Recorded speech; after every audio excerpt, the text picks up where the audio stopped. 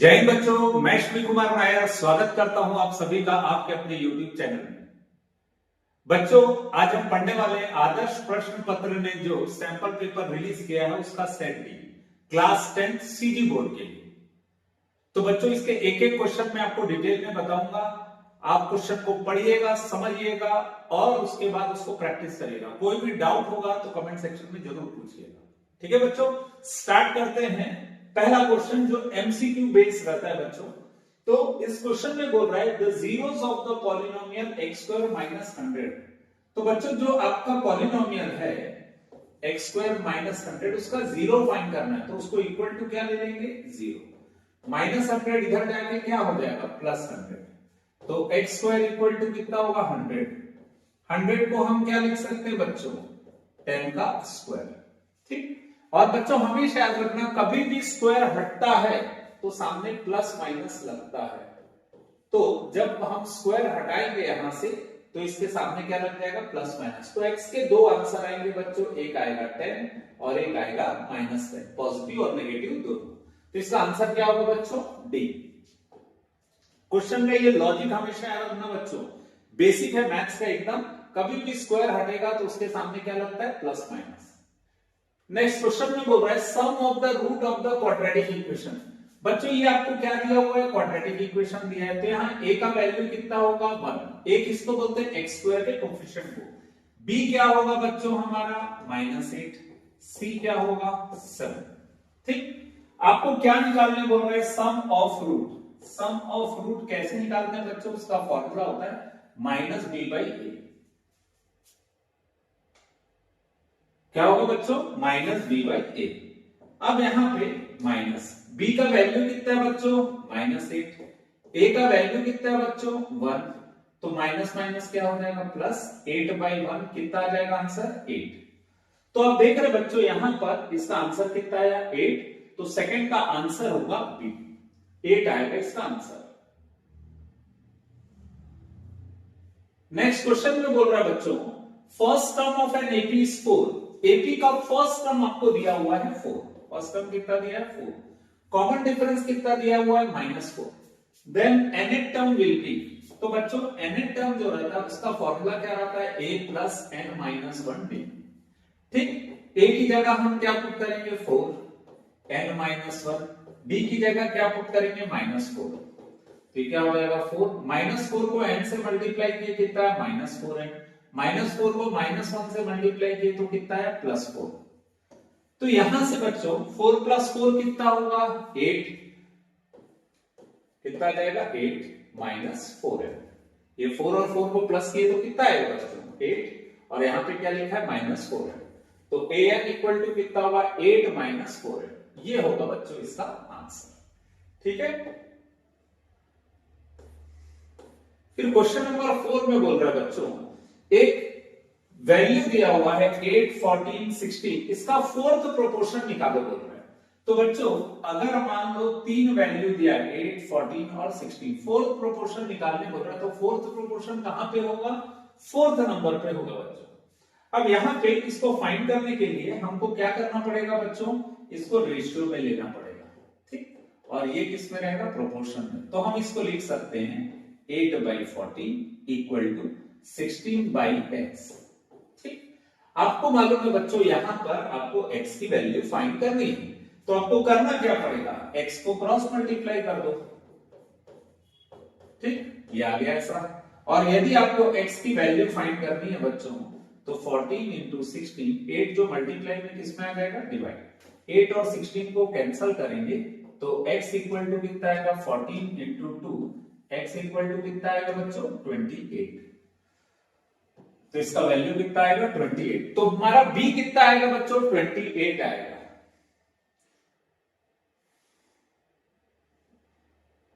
Next question में बोल रहा है बच्चों distance of origin and point 34।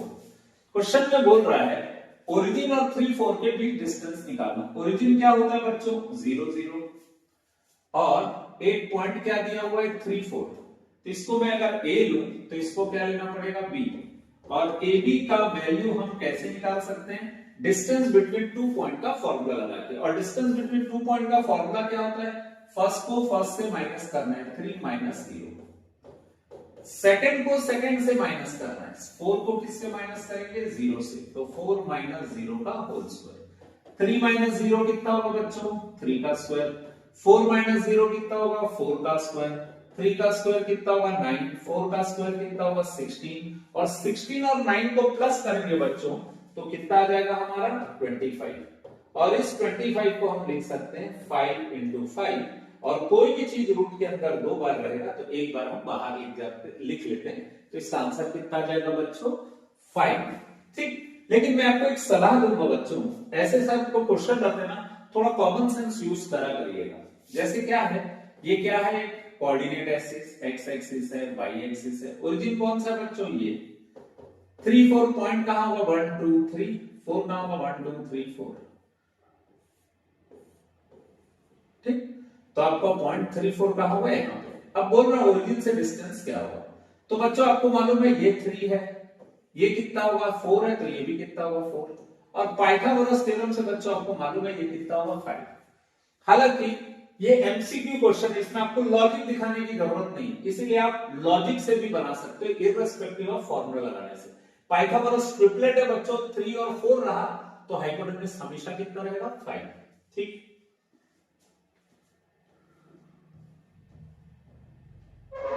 अब नेक्स्ट क्वेश्चन में बोल रहे हैं the duration of final year financial year. Financial year कब से स्टार्ट होता है बच्चों 1 अप्रैल से स्टार्ट होता है, और कब खत्म होता है 31 मार्च को। ठीक है, 1 अप्रैल से स्टार्ट होकर कब खत्म होता है 31 मार्च को। ये कोई भी मतलब हर साल के लिए यही होता है 1 अप्रैल से 31 मार्च। नेक्स्ट क्वेश्चन में बोल रहा है बच्चों sine square 45 plus cos square 45 का वैल्यू कितना होगा। बच्चों आपको मालूम है साइन 45 का वैल्यू कॉस 45 का पुट करिएगा स्क्वायर करके निकाल सकते हो, पर बच्चों इसको है ना आप ऐसा भी कर सकते हो, इसको आप थीटा लिए तो ये भी कितना होगा थीटा, क्योंकि दोनों वैल्यू क्या है सेम, तो sine square theta plus cos square theta कितना होता है बच्चों 1, तो इसका आंसर कितना आ जाएगा ऐसा।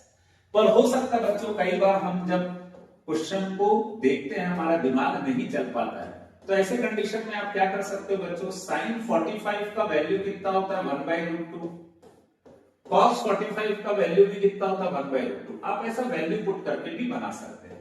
1 का स्क्वायर कितना होगा 1, √2 का स्क्वायर कितना होगा 2, सिमिलरली 1 का स्क्वायर 1, √2 का स्क्वायर 2, आधा और आधा दोनों को प्लस करेंगे तो कितना आएगा 1, तो इसका आंसर कितना आ जाएगा बच्चों 1। Corresponding sides of similar triangle, जो बच्चों सिमिलर ट्रायंगल्स रहते हैं उसके साइड्स क्या रहते हैं बच्चों प्रोपोर्शनेट रहते हैं। क्या रहते हैं प्रोपोर्शनेट, साइड क्या रहता है प्रोपोर्शनल रहता है। ठीक है,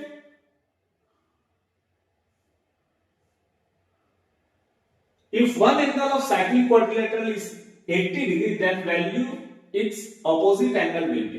बच्चों आपको मालूम है ऑपोजिट एंगल का सम कितना रहता है 180, किसमें साइक्लिक क्वाड्रिलेटरल में। तो जैसे ये साइक्लिक क्वाड्रिलेटरल है बच्चों, ठीक है साइक्लिक क्वाड्रिलेटरल, ये है ए, ये है बी, ये है सी, ये है डी।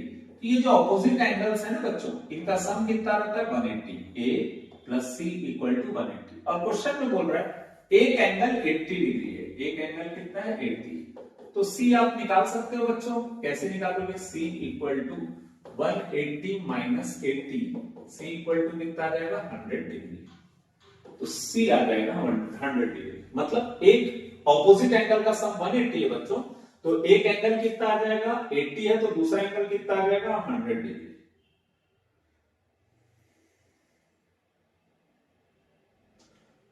नेक्स्ट इस क्वेश्चन में बोल रहा है the total number of diagonals in a cuboid is, cuboid में कितने डायगोनल्स होते हैं। तो बच्चों क्यूबॉइड में कितने डायगोनल्स होते हैं, जैसे अगर आप इसको देखो तो ये क्यूबॉइड शेप का बच्चों, तो इसमें कितने डायगोनल्स होंगे पहले देखते हैं इसके फेस कितने, एक फेस है ये दूसरा फेस, ये तीसरा फेस, ये चौथा फेस, ये पांचवा फेस और ये छठवां फेस, 6 फेस है बच्चों। अब देखो हर फेस में 2 डायगोनल, ये एक डायगोनल, डायगोनल किसको बोलते हैं ऑपोजिट वर्टेक्स को जो जोड़ता है, तो ये पहला डायगोनल हुआ बच्चों, ये दूसरा डायगोनल हुआ, तो कितने फेस डायगोनल्स हुए 2, एक फेस में दो फेस डायगोनल, तो ऐसे कितने फेस है बच्चों? 6। तो आप देख रहे हैं, आप देख रहे हैं बच्चों, फेस कितने हैं? 6। तो फेस डायगोनल्स कितने होंगे? 12। हर फेस में दो डायगोनल है, तो कितने डायगोनल होंगे? 12 डायगोनल होंगे बच्चों। 1 2, सेम ऐसे यहां दो, यहां दो, यहां दो, यहां दो, यहां दो, तो टोटल कितने डायगोनल हो गए बच्चों? 12 डायगोनल। ठीक, फिर उसके बाद आपको सिर्फ डायगोनल बोलना है बच्चों। स्पेस डायगोनल कितने होंगे? स्पेस डायगोनल मतलब इसके अंदर कितने डायगोनल होंगे? ये एक वर्टेक्स है बच्चों, इसका ऑपोजिट वर्टेक्स ये है, तो एक डायगोनल यहां से निकलेगा, फिर एक डायगोनल यहां से निकलेगा, 2 हो गए, फिर एक डायगोनल यहां से यहां निकलेगा, फिर एक डायगोनल यहां से यहां निकलेगा, यानी 12 4 कितने हो गए बच्चों? 16 डायगोनल हो गए। टोटल कितने डायगोनल है? 16 diagonal.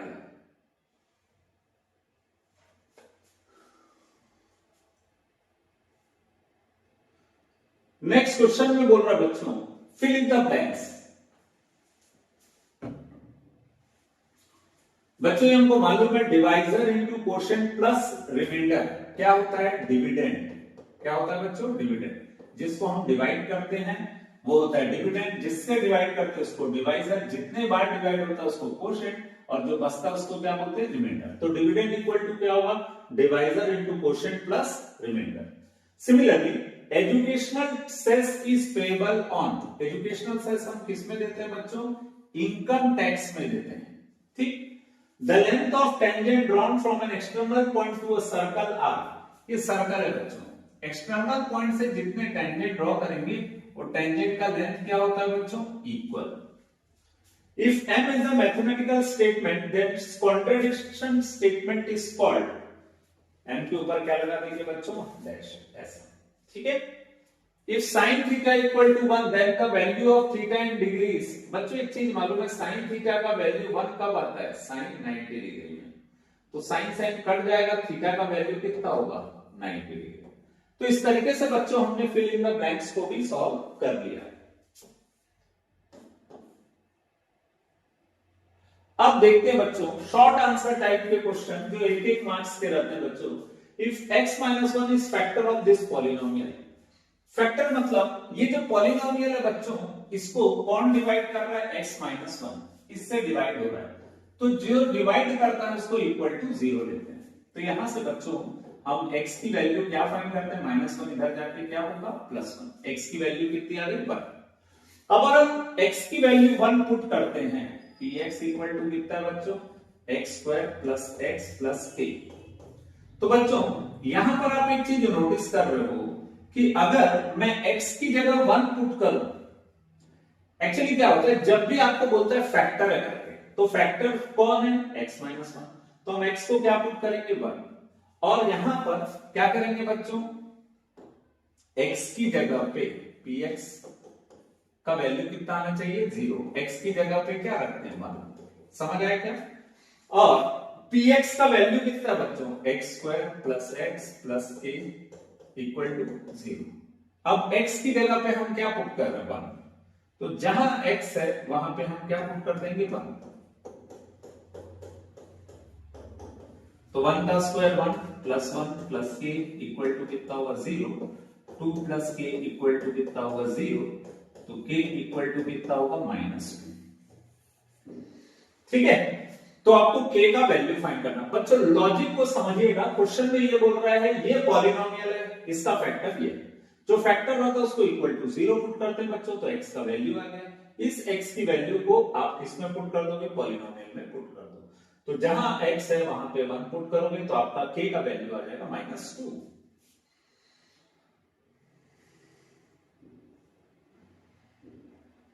Find the sum of the following arithmetic progression.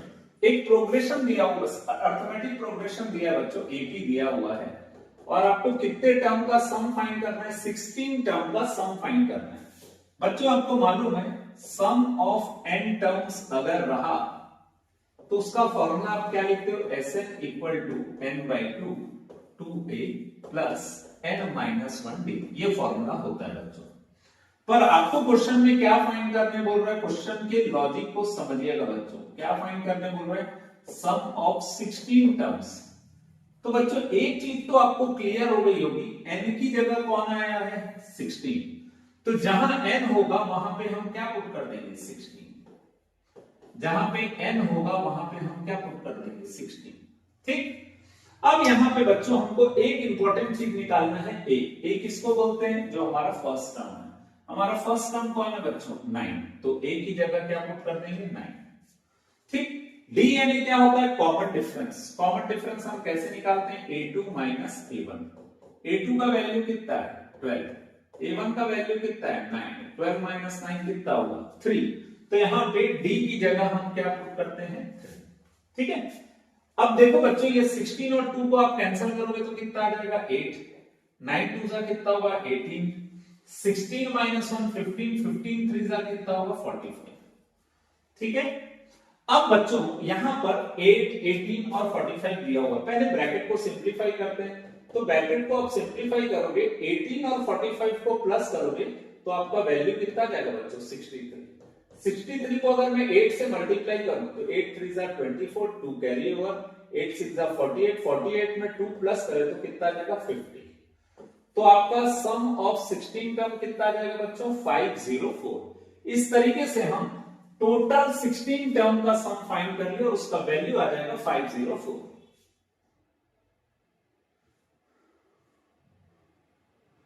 Next बोल रहा है find the equation of straight line which cuts and intercept 3। बच्चों कभी भी आपको इंटरसेप्ट 3 दिया हुआ है, इसका मतलब इंटरसेप्ट हम किसको लेते हैं c को, c का वैल्यू कितना हो गया 3, एंड ग्रेडियंट इज 5/4, ग्रेडियंट यानी m का वैल्यू कितना है 5/4।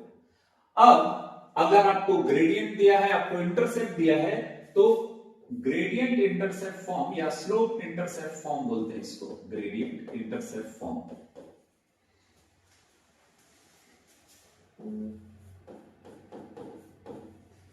तो हम इसको क्या ले सकते हैं y equal to mx plus c। तो आप देख रहे हो बच्चों m की जगह क्या पुट करेंगे 5/4x, c की जगह क्या पुट करेंगे 3, तो ये होगा इसका आंसर बच्चों। पर अगर आप इसको स्टैंडर्ड फॉर्म में लिखना चाहते हैं तो आप देख रहे हैं यहां पे प्रॉब्लम कौन क्रिएट कर रहा है 4, तो हम क्या करेंगे पूरे इक्वेशन को 4 से मल्टीप्लाई कर देंगे ताकि ये 4 क्या हो जाए कैंसल आउट हो जाए, तो ये 4 और ये 4 क्या हो जाएगा कैंसल, तो आंसर आ जाएगा 4y इक्वल टू 5x, 3 4 जा 12, तो हो जाएगा 5x minus 4y plus 12 equal to क्या हो जाएगा 0। तो इस तरीके से बच्चों हमारा इक्वेशन आ जाएगा एक ऐसे स्ट्रेट लाइन का जिसका इंटरसेप्ट कितना है 3 और ग्रेडियंट कितना है 5/4।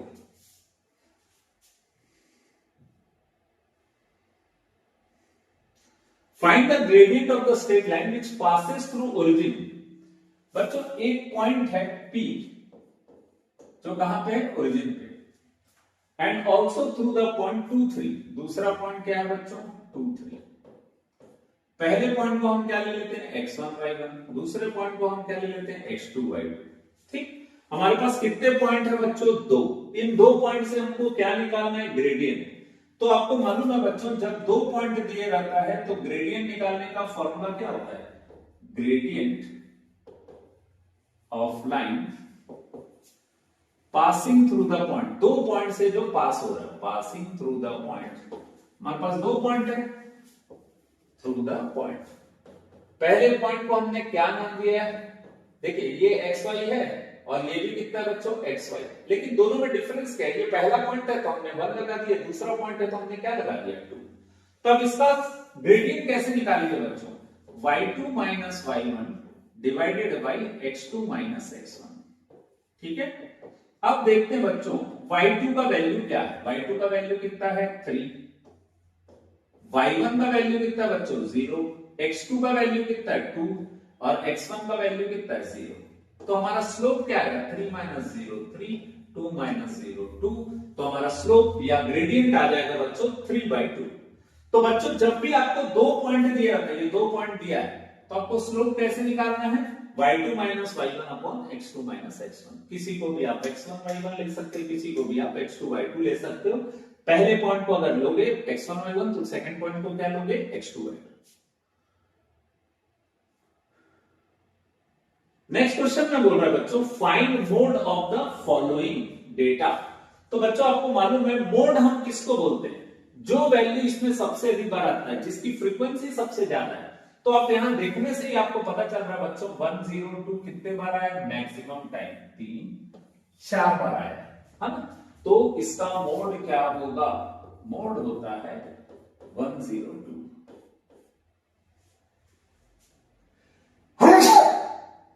मोड वो होता है जो वैल्यू मैक्सिमम टाइम आता है। तो मैक्सिमम टाइम क्या है बच्चों 102, तो मोड क्या होगा इसका 102।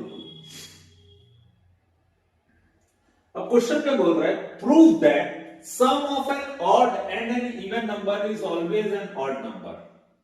ठीक है, अब देखो क्वेश्चन में क्या बोल रहा है, let even number be, even number be. Even number वो होता है बच्चों जो 2 का मल्टीपल होता है। तो सपोज हमने क्या ले लिया 2x। तो ऑड नंबर क्या होगा बच्चों, या तो इससे एक ज्यादा होगा या इससे कम होगा। तो हमने ऑड नंबर ले लिया 2x + 1। ठीक, sum of odd number and even number. Question में क्या बोला, इन दोनों का सम फाइंड करना है। Sum of odd and even number, odd and even number. अगर मैं दोनों का सम निकालूं, किसका, इवन नंबर और ऑड नंबर का, तो क्या होगा 2x और नेक्स्ट होगा 2x + 1। तो आप देख रहे हो बच्चों 2x और 2x कितना होगा 4x + 1। तो वो आप एक चीज नोटिस कर रहे हो बच्चों, ये जो 4x है हम इसको ऐसा लिख सकते हैं क्या, 2 × 4x, सॉरी 2 × 2x लिख सकते हैं। किसी भी नंबर में अगर 2 का मल्टीप्लाई करोगे बच्चों तो ये कौन सा नंबर बन जाता है, इवन नंबर। और इवन नंबर में अगर आप 1 प्लस करो तो it will become odd number. तो ये क्या हो जाता है बच्चों, ऑड नंबर हो जाता है। तो आपको करना क्या है, इसको रिप्रेजेंट करने के लिए कि लिटरली ऐसा होता है क्या, आपको क्या करना है, एक ऑड नंबर ले लेना है, एक इवन नंबर लेना है, दोनों को प्लस करना है। प्लस करेंगे तो आपका वैल्यू कितना है बच्चों 4x + 1। प्लस 1 देखने से ये समझ आ गया है कि अगर हम इसको 2 × 2x लिखे तो ये इवन नंबर होंगे और 1 प्लस करेंगे तो इवन + 1 होता है ऑड नंबर। नेक्स्ट क्वेश्चन में बोल रहा बच्चों if ABC are interior angle of triangle ABC. किसी भी ट्रायंगल में बच्चों 3 एंगल होता है, angle A, angle B, angle C, और तीनों का सम कितना होता है 180 डिग्री। और इसका रीजन क्या होता है बच्चों, बाय एंगल सम प्रॉपर्टी। किसी भी ट्रायंगल में कितने एंगल होते हैं 3, और तीनों एंगल का सम कितना होता है 180 डिग्री। अब बच्चे एक चीज नोटिस कर रहे, जिसको प्रूफ करना है, tan b + c/2 = cot a/2 proof करना है। तो b और c एक साथ है, इसका मतलब क्या होगा, b और c को एक साथ रखते हैं और a को ट्रांसफर कर देते हैं इधर। क्योंकि इसका लॉजिक आपको क्लियर हो गया होगा बच्चों। यहां पे क्वेश्चन में क्या बोला है, b और c साथ रहेंगे, तो हमने b और c को साथ रख दिया, a को इधर ले गए। अगर मैं b और c में 2 डिवाइड करता हूं तो यही सेम प्रोसेस मेरे को यहां पर भी करना पड़ेगा। इसको भी 2 से डिवाइड करना और इसको भी 2 से डिवाइड करना। ठीक, तो 180 को मैं अगर 2 से डिवाइड करूं तो ये क्या हो जाएगा बच्चों 90 - a/2। ये दोनों तो 2 से डिवाइड होंगे नहीं, तो इसलिए इसको एज इट इज रख देते हैं। बच्चों यहां से आपका यूज होता है कॉमन सेंस। ये है b + c/2 और यहां पे क्या है बच्चों 90 - a/2। अब आप एक चीज देख रहे हैं, b + c/2 के सामने क्या है बच्चों 10। तो अगर मैं यहां 10 लूं तो मेरे को यहां पर भी क्या लेना पड़ेगा 10। समझ आएगा बच्चों, मैं अगर यहां 10 लिया तो मुझे यहां पर भी क्या लेना पड़ेगा 10। और 10 90 - थीटा, आपको मालूम है 10 90 - थीटा कितना होता है बच्चों cot थीटा। तो यहां पे 10 90 - थीटा, हम इसको क्या लिख सकते हैं cot a/2। क्या लिख सकते हैं बच्चों cot a/2। समझ आया, 10 90 - थीटा को हम क्या ले लिए cot a/2, हेंस प्रूव्ड। तो देख रहे हो बच्चों, यही हमको प्रूफ करना था।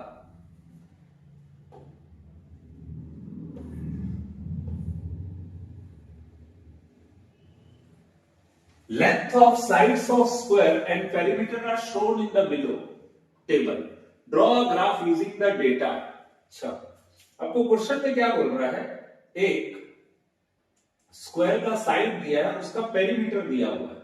आपको बोल रहा है बच्चों इस क्वेश्चन में, इस टेबल में आपको क्या ड्रॉ करना है, ग्राफ ड्रॉ करना है। तो आप इसके लिए क्या करेंगे बच्चों, जो वैल्यूज दी हुई है उसको सिंप्लीफाई करना है आपको बस। ठीक, x का वैल्यू 0, ये कौन सी एक्सिस पे होगा बच्चों, x, और ये कौन सी एक्सिस पे होगा, y। तो आप यहां पर देख रहे हो x एक्सिस में हम पहले क्या लिख लेते हैं, स्केल। x एक्सिस में क्या होगा बच्चों, देखिए अगर 1 यूनिट आप ले रहे हो, 1 यूनिट, ये 1 यूनिट, तो देखो एक एक का डिफरेंस है, तो 1 यूनिट कितना होगा, 1 सेंटीमीटर। और यदि मैं y एक्सिस की बात करूं तो 1 यूनिट, ये 1 यूनिट है बच्चों, ये किसके बराबर है, 4 का गैप है देखो बच्चों, तो हम क्या लिखेंगे, 4 सेंटीमीटर। ठीक है, 1 यूनिट में 1 सेंटीमीटर, इसमें 1 यूनिट में 4 सेंटीमीटर। अब इसका ग्राफ कैसे बनेगा वो देखते हैं। जब हम x का वैल्यू 0 लिए तो y का वैल्यू भी क्या होगा, 0, तो पॉइंट यहां पे आएगा। ठीक है, फिर x का वैल्यू मैं 1 लेता हूं तो y कितना आता है, 4। x का वैल्यू 1 लिया तो y कितना है, 4। फिर x का वैल्यू 2 लिया तो y कितना आया, 8। x का वैल्यू 2 लिया तो y कितना आया, 8। फिर x का वैल्यू 3 लिया तो y कितना आया, 12। x का वैल्यू 3, ये x एक्सिस है बच्चों, हाँ, x का वैल्यू 3 लिया तो y कितना आया, 12। ऐसे ही x का वैल्यू 4 लूंगा तो y कितना आया, 16। फिर 5 लिया तो 20, 6 लिया तो 24। देखिए बच्चों ये है, तो आप यहाँ पे कोऑर्डिनेट लिख सकते हैं, यहाँ पे क्या लिखेंगे, 1,4। यहाँ पे x का वैल्यू कितना है, 2, y का वैल्यू कितना है, 8।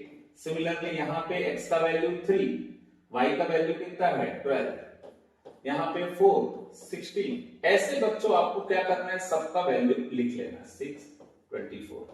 फिर 7 लिए तो कितना है, 28।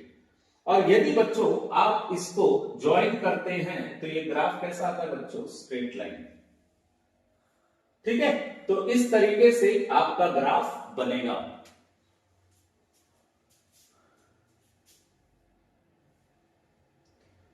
नेक्स्ट क्वेश्चन में बोल रहा बच्चों, क्वेश्चन को समझिएगा।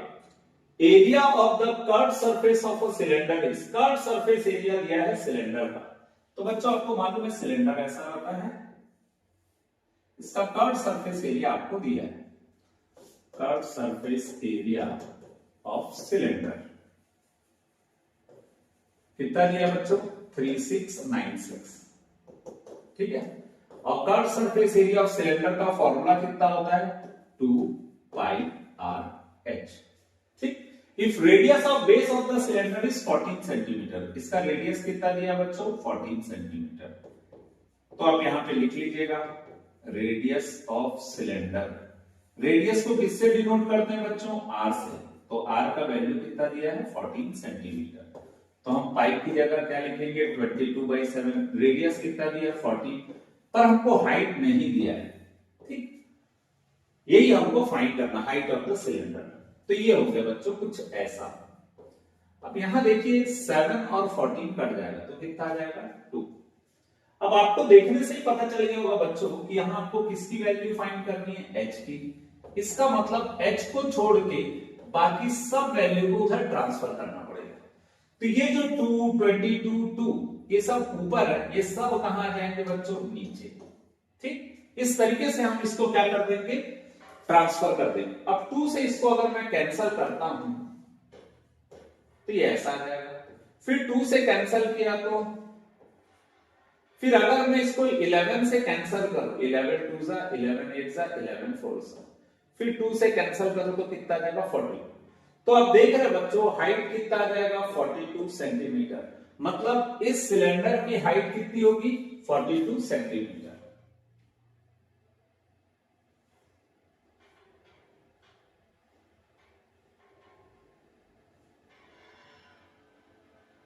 नेक्स्ट क्वेश्चन में बच्चों आपको क्या करने बोल रहा है,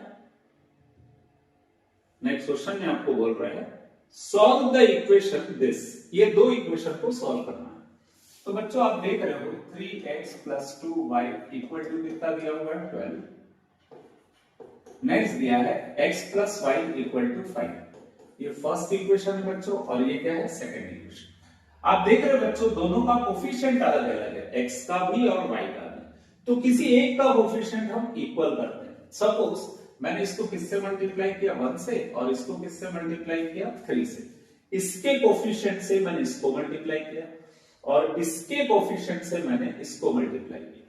ठीक, तो ये क्या हो जाएगा 3x plus 2y equal to कितना होगा 12। फिर हो जाएगा 3x plus 3y equal to कितना होगा 15।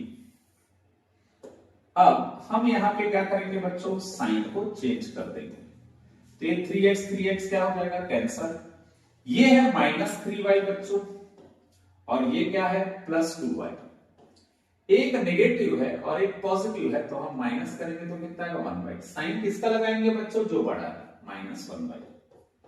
इक्वल टू सेम ऐसे ये है 12 और नीचे क्या है बच्चों प्लस 15 था, इसका हमने साइन चेंज कर दिया तो अब ये कितना होगा -15।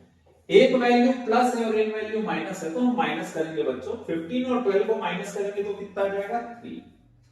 अब इसमें देखिए 15 बड़ा है तो इसके सामने जो साइन है उसको हमने लिख दिया। माइनस माइनस क्या हो जाएगा कैंसल। तो y इक्वल टू कितना आ जाएगा बच्चों 3। y कितना आ जाएगा आपका 3। तो y की वैल्यू हो गई आपकी 3। और जब बच्चों y का वैल्यू 3 आया तो इस y को किसी भी एक इक्वेशन में पुट करो जो आपको इजी लगता है। तो हम यहां क्या लिखेंगे substituting y equal to 3 in equation 1। Equation 1 2 में पुट कर देते बच्चों, यहां पे कुछ भी नहीं दिया हुआ है तो बेटर है। तो x plus y equal to कितना दिया हुआ है 5। ठीक, अब हम y की जगह पे क्या पुट करते हैं 3। तो x का वैल्यू इजीली निकल जाएगा। 5 माइनस 3 कितना हो जाएगा 2। तो आप देख रहे हो बच्चों y का वैल्यू 3 आया और x का वैल्यू कितना आया 2।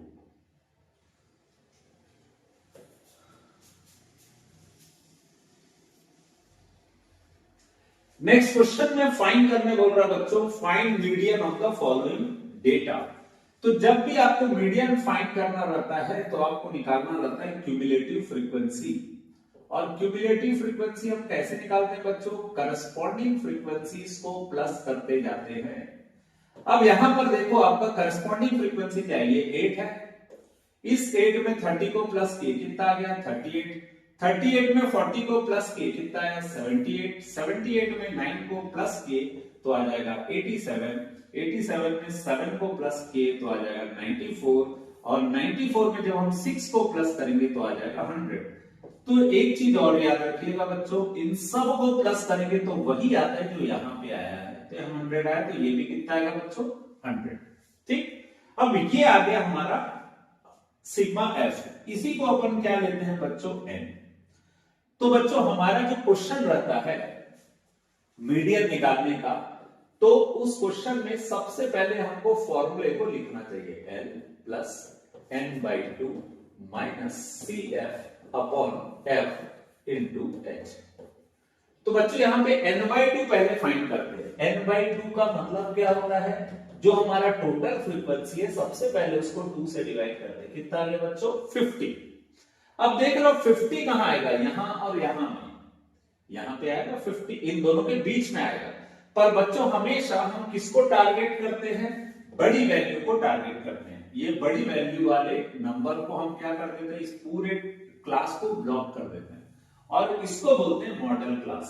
क्या बोलते हैं बच्चों इसको, model class, median class, sorry median निकालना ना, मीडियन क्लास। और जो मीडियन क्लास रहता है बच्चों, इसमें इसको बोलते हैं लोअर लिमिट। क्या बोलते हैं इसको, लोअर लिमिट। इसको क्या बोलते हैं बच्चों, ये है फ्रीक्वेंसी। पर क्यूमुलेटिव फ्रीक्वेंसी किसको लेते हैं, इसको नहीं लेते, इसके जस्ट ऊपर वाले को लेते हैं बच्चों। क्या है हमारा जो 50 है किसके बीच में आ रहा है, इन दोनों के बीच में आ रहा है। एग्जैक्ट इसमें तो आ नहीं रहा है, हम इन दोनों के बीच में आ रहा है। तो इससे दो दो वैल्यू लिए हैं तो इस गरीब से एक वैल्यू तो लेना बनता है ना। तो हम किस वैल्यू को लेते हैं, क्यूमुलेटिव फ्रीक्वेंसी को। ठीक है, हमेशा याद रखिएगा जो भी फ्रीक्वेंसी आया उसको 2 से डिवाइड करेगा, जो वैल्यू आएगा उसको चेक करना कहां पे आएगा। मोस्टली हमेशा ऐसा होता है कि वो दो नंबर के बीच में आता है, इन दोनों के बीच में कहीं पे 50 आएगा। तो हम बड़ी वैल्यू को ब्लॉक कर देते हैं, इसको बोलते हैं हम मीडियम क्लास। ये है लोअर लिमिट, ये है अपर लिमिट, ये है फ्रीक्वेंसी, इसके ऊपर वाले को बोलते हैं क्यूमुलेटिव फ्रीक्वेंसी। ठीक है, तो अब यहां पर लोअर लिमिट कितना है आपका 20, लोअर लिमिट कितना है 20, n/2 का वैल्यू कितना है 50, CF क्यूमुलेटिव फ्रीक्वेंसी कितना है 38, फ्रीक्वेंसी कितना है 40। अब बच्चों H यानी होता है क्लास का साइज, सब में कितने कितने का गैप है बच्चों 10 का, तो हम यहाँ पे इनटू क्या लिख देंगे 10, इसको बच्चों हमेशा ब्रैकेट में डाल देंगे। अब क्या होगा 20 प्लस, बच्चों गलती से भी इसको और इसको कूद के काटना नहीं, क्योंकि बीच में कौन है प्लस, तो ये आपको कूदने नहीं देगा। अगर आप ऐसा काट दोगे तब से गलती हो जाएगा, आंसर गलत आएगा। आपको 50 और 38 को माइनस करना है, कितना आ जाएगा बच्चों 12, और ये कितना है 40 इंटू क्या है 10। ठीक, ये जीरो काट देते हैं बच्चों, क्योंकि इसके बीच में इंटू ऐसे कट जाएगा, प्लस रहेगा तो माइनस रहेगा तो नहीं कटता है। 4 3 जा कितना होगा 12, तो 20 प्लस 3 कितना आ जाएगा बच्चों 23। और ये बात हमेशा याद रखना बच्चों, जो आपका मीडियम क्लास है आपका जो आंसर आएगा उन्हीं के बीच में आएगा। तो देखो 23, 20 और 30 के बीच में ही कहीं पे आ रहा है, तो इसलिए मीडियम कितना आ जाएगा बच्चों, मीडियम क्लास में आ जाएगा और आएगा इसका आंसर 23। नेक्स्ट, ये भी क्वेश्चन ऑप्शन में बच्चों, इस क्वेश्चन में थोड़ी सी गलती हो गई, फाइंड मोड है ये, क्या फाइंड करना बच्चों मोड। ठीक, तो कभी भी मोड वाला जो क्वेश्चन रहता है बच्चों, तो उसमें सबसे पहले हम चेक करते हैं हाईएस्ट फ्रीक्वेंसी। तो सबसे बड़ी फ्रीक्वेंसी 29 है, तो उसको अपन क्या लिखते हैं F1, और उसको ब्लॉक कर देते हैं, और इसको बोलते हैं मॉडल क्लास। क्या बोलते हैं बच्चों मॉडल क्लास, क्योंकि हमको मोड निकालना है, तो ये क्या होगा मॉडल क्लास। हाईएस्ट फ्रीक्वेंसी को F1 लेते हैं, उसके नीचे वाले को F0 लेते, सॉरी उसके ऊपर वाले को F0 लेते हैं, उसके नीचे वाले को F2 लेते हैं। कॉमन सेंस है बच्चों, 1 के पहले 0, 1 के बाद 2, एकदम सिंपल सा लॉजिक है, कोई इसमें भयंकर काम नहीं करना है। सबसे हाईएस्ट फ्रीक्वेंसी को आपको क्या लेना है F1, उससे जस्ट ऊपर वाले को F0, उससे जस्ट नीचे वाले को F2। अब यहां पर मोड निकालने का फॉर्मूला क्या होता है, मोड निकालने का फॉर्मूला होता है बच्चों L1 F1 minus F0 upon 2F1 minus F0 minus F2 into H। ठीक, अब आप देख रहे हो बच्चों ये ब्लॉक किया हुआ है, मॉडल क्लास है, इसको बोलेंगे लोअर लिमिट, तो लोअर लिमिट हमारा कितना आएगा 40। F1 का वैल्यू कितना है बच्चों 29, F0 का वैल्यू कितना है 11, 29 minus 11, 2 into 29 minus 11 minus F2 का वैल्यू कितना बच्चों 6 इंटू क्या है H यानी होता है इंटरवल, कितने का गैप है बच्चों यहाँ पे 10 का, तो हमने यहाँ पे लिख दिया 10। 29 और 11 को माइनस करेंगे तो कितना आ जाएगा बच्चों 18, 29 को डबल करेंगे तो कितना आ जाएगा 58, 58 में 17 को माइनस कर लेते बच्चों, क्यों करेंगे क्योंकि ये है -11 माइनस 6 कितना होगा -17, तो कितना आ जाएगा बच्चों 41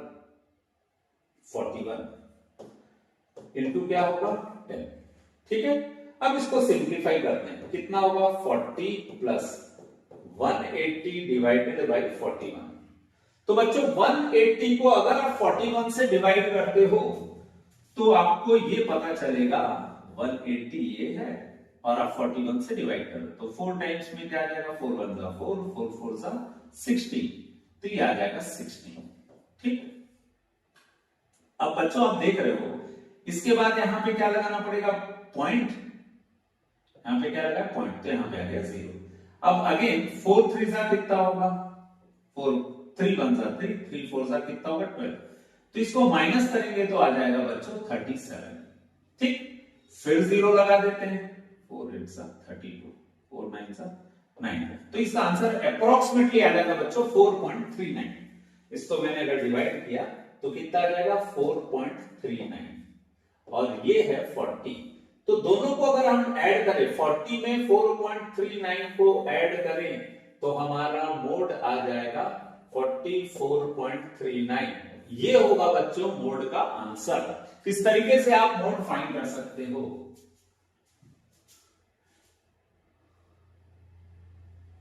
the height of a conical tent is 5 metre.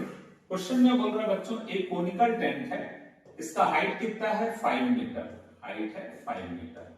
Radius कितना दिया है बच्चों 12 मीटर, रेडियस कितना दिया है 12 metre. Then find its slant height, अब स्लैंट हाइट कितना होगा ये फाइंड करने बोल रहा है।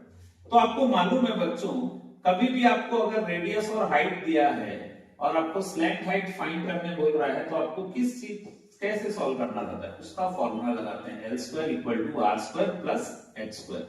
रेडियस कितना है बच्चों हमारा 12, हाइट कितना है, हाइट ऑफ टेंट 5, ठीक।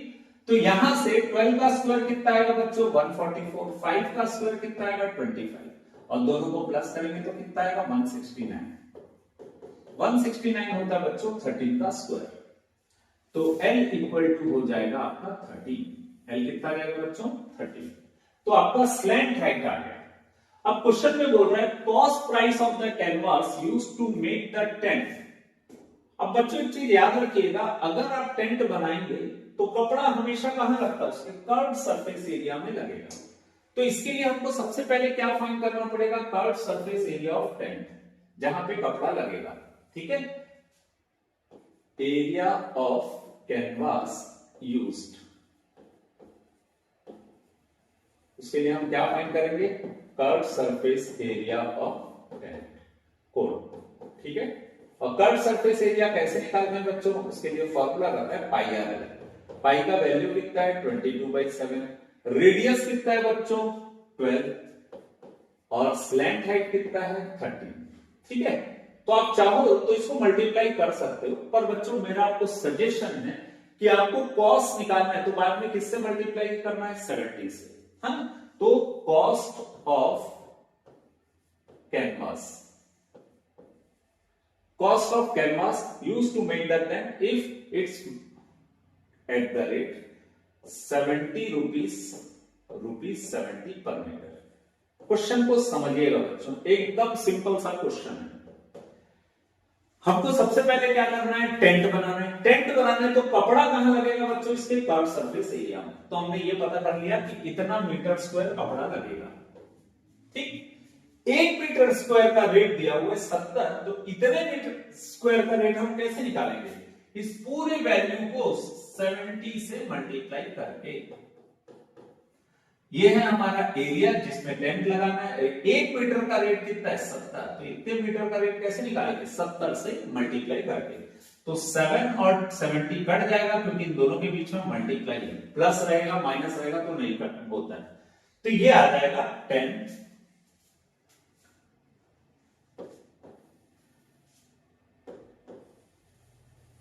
अब बच्चों करना क्या है, सिर्फ मल्टीप्लाई करना और हमारा कॉस्ट आ जाएगा टेंट बनाने का, कितना खर्चा आ रहा है ये आ जाएगा, ठीक है।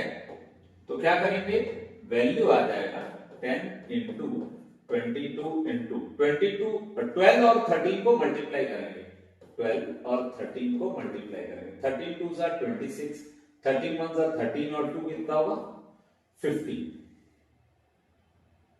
ठीक। 22 को 10 से मल्टीप्लाई करें तो कितना जाएगा 220 इंटू कितना होगा 156। अब बच्चों 22 को अगर 156 से मल्टीप्लाई करना है, 22 6 कितना होगा 132, तो 13 क्या हो जाएगा 10। 22 5 सा करेंगे तो कितना होगा 110, 13 प्लस करेंगे तो कितना हो जाएगा 123। 122 को 1 से मल्टीप्लाई करेंगे 22 में 12 को प्लस करेंगे तो आ जाएगा 34, ठीक है। तो इतना खर्चा आएगा बच्चों 34,320 रुपीस का खर्चा आएगा जब आप एक कोनिकल टेंट बनाएंगे एट द रेट ऑफ 70 रुपए पर मीटर स्क्वायर के हिसाब से, जिसका हाइट कितना होगा 5 मीटर, रेडियस कितना होगा 12 मीटर। इस क्वेश्चन में बोल रहा है large sphere is made by melting 21 balls of radius 2 centimetre. 2 centimetre radius के 21 बॉल्स लिए गए, ठीक है बच्चों। कितने बॉल लिए गए 21 बॉल्स, और उसको मेल्ट करके क्या बनाया गया, एक बड़ा स्फीयर बनाया गया। आपको पूछ रहा है volume of this new sphere. तो बच्चों एक चीज मालूम है आपको कि कोई भी चीज को मेल्ट करके दूसरा चीज अगर बनाया जाता है तो उसका वॉल्यूम क्या होता है इक्वल। अगर हम इसको ऐसा समझे 21 बूंदीज है, छोटे छोटे बूंदी है, उसको मिला के एक लड्डू बनाया गया तो दोनों का क्या सेम होगा वॉल्यूम। तो हम ऐसा बोल सकते हैं volume of 21 small spheres equal to volume of new sphere. ठीक, अब यहां पर एक चीज देखिए बच्चों, हमको ये निकालना है वॉल्यूम ऑफ न्यू स्फीयर। तो हम क्या करेंगे, 21 into volume of small sphere. Sphere का वॉल्यूम कितना होता है बच्चों, 4/3 पाई आर क्यूब। अब यहां पे हमको करना क्या है, आर की वैल्यू 2 है, इसको पुट कर देते हैं। ठीक, तो ये हो जाएगा 3 और 21 को काट देते हैं, कितना आ जाएगा 7 इंटू 4 इंटू पाई का वैल्यू कितना होगा 22/7। आर का वैल्यू कितना होगा बच्चों 2 का क्यूब इक्वल टू क्या होगा वॉल्यूम। ये 7 भी क्या हो जाएगा कैंसल। 4 इंटू 22 करेंगे तो कितना आ जाएगा 88। 2 का क्यूब करेंगे तो कितना आ जाएगा 8। तो इससे नया वॉल्यूम क्या आ जाएगा 8 8 जा कितना होगा 64। 8 8 जा 64 और 6 को प्लस करेंगे तो कितना आ जाएगा 704। तो नया जो स्फीयर आ रहा है बच्चों उसका वॉल्यूम कितना होगा 704 और इसका यूनिट क्या होगा सेंटीमीटर क्यूब। क्यों होगा बच्चों, क्योंकि जो स्फीयर है उसका रेडियस सेंटीमीटर में दिया है तो उसका वॉल्यूम कितना होगा सेंटीमीटर क्यूब। इस तरीके से ये क्वेश्चन सिंप्लीफाई हो जाएगा। क्वेश्चन में बोल रहा है a girl of height 90 centimeter is walking away from base of the lamp post। Question में बोल रहा है एक लैंप पोस्ट है, ठीक, इसके पास एक लड़की खड़ी है जिसकी हाइट कितनी है 90 सेंटीमीटर। ठीक, और क्वेश्चन में बोल रहा है वो किस स्पीड से जा रही है 1.2 मीटर पर सेकंड की स्पीड से जा रही है। 1.2 मीटर पर सेकंड की स्पीड से जा रही है।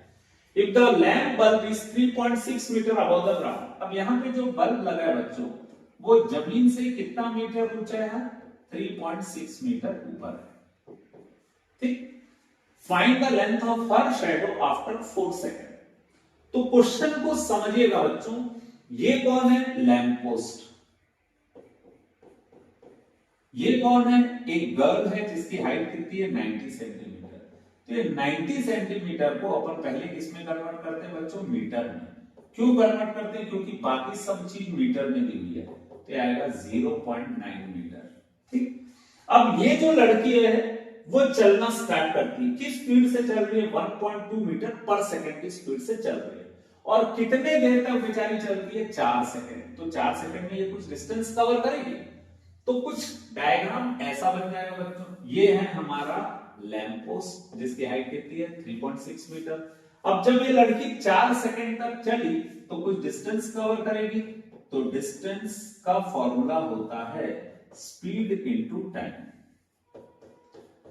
अब ये लड़की की स्पीड कितनी है 1.2 मीटर पर सेकंड और ये कितने सेकंड तक चली 4 सेकंड तक चली। तो 1.2 इंटू 4 करेंगे तो आ जाएगा बच्चों 12 4 सा 48 होता है, तो 4.2 मीटर आ जाएगा। तो ये बच्ची कितने दूर चल चुकी है 4.8 मीटर चल रही है और यहां जाने के बाद ये यहां आके खड़े हो गई है और इस लड़की की हाइट है 0.9। ये किसकी हाइट है बच्चों लैंप पोस्ट की।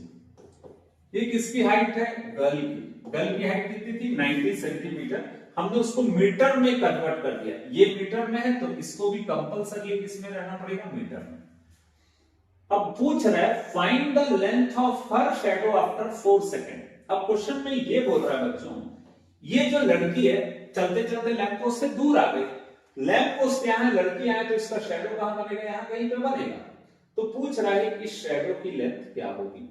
तो अपन क्या करते हैं बच्चों, इन दोनों को ज्वाइन करते हैं। ठीक है, इन दोनों को ज्वाइन करते हैं। ये ए बी, ये लड़की की हाइट सी बी, जिस पॉइंट पे शैडो आखिर पहुंच रहा है उसको अपन क्या नाम देते हैं पी। बच्चों यहां तक का पूरा लॉजिक मेरे ख्याल से आपको क्लियर हो गया होगा। एक लड़की है जिसकी हाइट हमें पता नहीं, एक लड़की है सॉरी जिसका कितना कहां पे है लैंप पोस्ट के नीचे और वो चलना चालू करती है। और जब वो चलना चालू करती है तो 4 सेकंड में कुछ दूर चले जाते हैं। उसकी स्पीड कितनी है 1.2 मीटर पर सेकंड। ठीक है, यहां तक हमको क्वेश्चन में दिया था। अब आपको पूछ रहा है कि 4 सेकंड बाद जब वो लड़की किसी जगह पे पहुंची है तो वहां पे उसका शैडो जो बन रहा है उसका लेंथ क्या होगा ये निकालना। तो अगर बच्चों आप इस क्वेश्चन को ध्यान से देखो तो ये सिमिलर ट्रायंगल का क्वेश्चन है। यहाँ पे आपको दो ट्रायंगल बन रहा है। पहला ट्रायंगल बन रहा है एबीपी, ये कौन बना रहा है? Lamp post. दूसरा ट्रायंगल बना रही है नोनी, वो छोटी सी लड़की जिसकी हाइट कितनी है? 90 सेंटीमीटर। ठीक, अब ये दोनों ट्रायंगल को हमको क्या करना है बच्चों? सिमिलर प्रूफ करना है। पहला ट्रायंगल कौन सा है? ABP, ABP. दूसरा ट्रायंगल कौन सा है बच्चों? सीडीपी। कौन सा है? सीडीपी। इन दोनों ट्रायंगल को हमको क्या प्रूफ करना है? सिमिलर। ये एंगल 90 और ये एंगल भी कितना बच्चों? 90 डिग्री।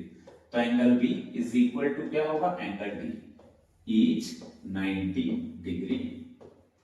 फिर दूसरा, ये एंगल पी है और ये भी क्या है? Angle P. तो आप बोलोगे APB is equal to CPD. APD is equal to क्या होगा? CPD. Common angle, common angle. तो कितने एंगल इक्वल हो गए बच्चों? दो एंगल इक्वल हो गए। और जब दो एंगल इक्वल रहते हैं तो हम क्या बोलते हैं? बाय ए सिमिलैरिटी, दोनों ट्रायंगल क्या है? Similar. By A similarity, triangle ABP is similar to triangle CDP. ये दोनों ट्रायंगल क्या है? सिमिलर। और जब बच्चों ट्रायंगल सिमिलर रहते हैं तो करस्पॉन्डिंग साइड का रेशियो क्या आता है? इक्वल। तो आप देख लो बच्चों, इसका हाइट कितना दिया हुआ है? 3.6 AB का, और इसका हाइट कितना दिया है? 0.9। इसका लेंथ कितना दिया बच्चों? ये 4.8 है, पर ये यहां तक गया है, तो इसको अपन लिखेंगे 4.8 प्लस x। ठीक है बच्चों, समझिएगा, ये 4.8 है, पर हमारा ट्रायंगल यहां तक है पूरा, तो लेंथ कितना होगा? 4.8 प्लस x, और ये होगा सिर्फ x। तो जब बच्चों दो ट्रायंगल सिमिलर रहता है तो उसके करस्पॉन्डिंग साइड का रेशियो क्या रहता है? इक्वल। तो AB upon CD, AB upon CD is equal to क्या होगा बच्चों? BP upon DP, BP upon DP। ठीक, ये सीधा वाला सीधे के साथ रेशियो बनाएगा, ये बेस बेस के साथ रेशियो बनाएगा। ठीक है, अब बच्चों हमको स्पेस की जरूरत है, तो हम ये जो डायग्राम जो आपको शायद क्लियर हो गया है, इसको हटा देते हैं। ठीक, और क्या करेंगे बच्चों? अब इसमें वैल्यू पुट करेंगे और सॉल्यूशन फाइंड करते हैं। ठीक, अब देखिए इसका सॉल्यूशन। AB का वैल्यू कितना है बच्चों? 3.6। CD का वैल्यू कितना है? 0.9 या 0.9। इसकी वैल्यू कितनी है? 4.8 प्लस x, और इसकी वैल्यू है x। बच्चों भूल के भी x x नहीं काटना है, क्योंकि बीच में क्या है? प्लस। ठीक, अब यहां पर आप इसको सिंप्लीफाई कैसे करोगे? पॉइंट के बाद एक डिजिट है तो नीचे क्या डाल दोगे? 10। यहां पॉइंट के बाद एक डिजिट है तो नीचे क्या डाल दोगे? 10। और बच्चों जिनका बेसिक अच्छा है वो एक के बाद पॉइंट है तो पॉइंट को ऐसे काट सकते हैं डायरेक्ट, पर जिनका बेसिक ठीक नहीं है वो मत काटिए, और भले थोड़ा सा लेंथी बने पर सही बनना चाहिए। ठीक, यहां पे आ जाएगा 36/9 equal to 4.8 plus x divided by x, और आपको देख के ही समझ आ गया होगा बच्चों, ये आ जाएगा कैंसिल। अब यहां पे हमारा क्वेश्चन ऐसा होगा 4 equal to 4.8 plus x divided by x। अब करना क्या है बच्चों? इस x को क्रॉस मल्टीप्लाई करेंगे तो 4x इक्वल टू आ जाएगा 4.8 प्लस x। ऑब्वियसली बच्चों ये x है और ये भी x है, दोनों अलग अलग डायरेक्शन में, और आपको ये मालूम है कि जो बड़ा वैल्यू रहता है उसके पास छोटी वैल्यू जाती है, तो 4x minus x equal to कितना होगा? 4.8। 4x और x को माइनस करेंगे तो कितना आ जाएगा? 3x। तो x इक्वल टू कितना होगा? 4.8 डिवाइडेड बाई 3, तो x इक्वल टू आ जाएगा बच्चों 1.6। x कितना आ जाएगा हमारा? 1.6। तो इस तरीके से बच्चों हम क्या कर सकते हैं? हमारा ये जो गुड़िया है, ये जो बच्ची है, इसके शैडो की लेंथ फाइंड कर सकते हैं। उसके शैडो की लेंथ कितनी होगी? 1.6 मीटर। ठीक है,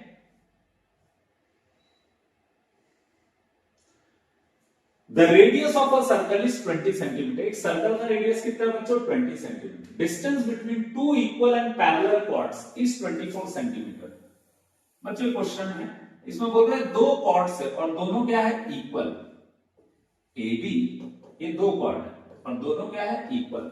तो बच्चों एकदम सिंपल सा लॉजिक है, अगर chord इक्वल है तो सेंटर से उनका डिस्टेंस भी क्या रहेगा? इक्वल। अगर ये मैं इसको AB पहले आता है तो इसको P ले लेता हूं, इसको क्या ले लेता हूं? P।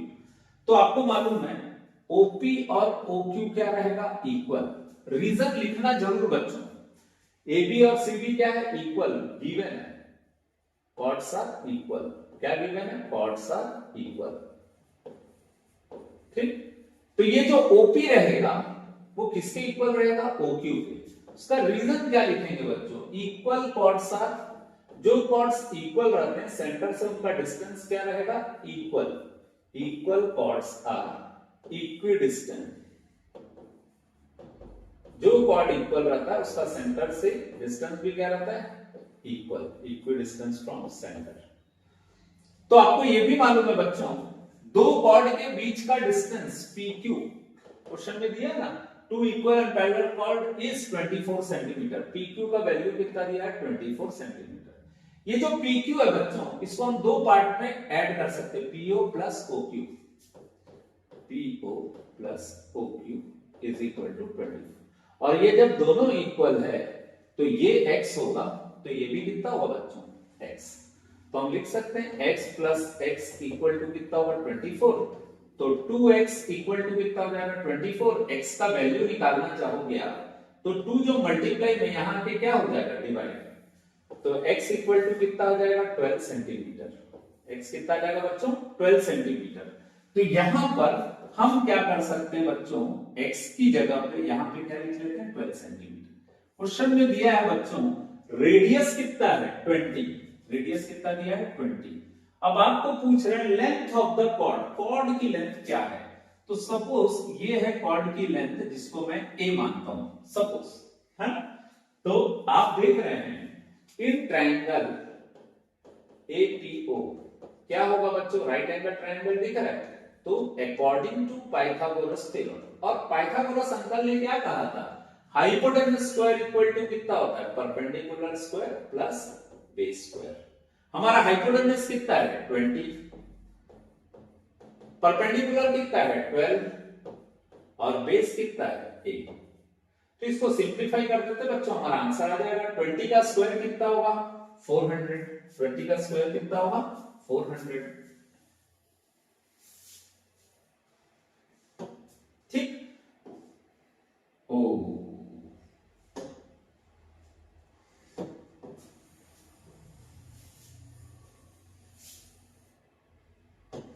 ठीक है।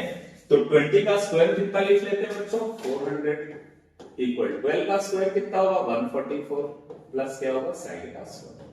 तो a का वैल्यू निकालना है तो मुझे क्या करना पड़ेगा, 400 माइनस 144। 400 में 100 गया तो कितना होगा, 300।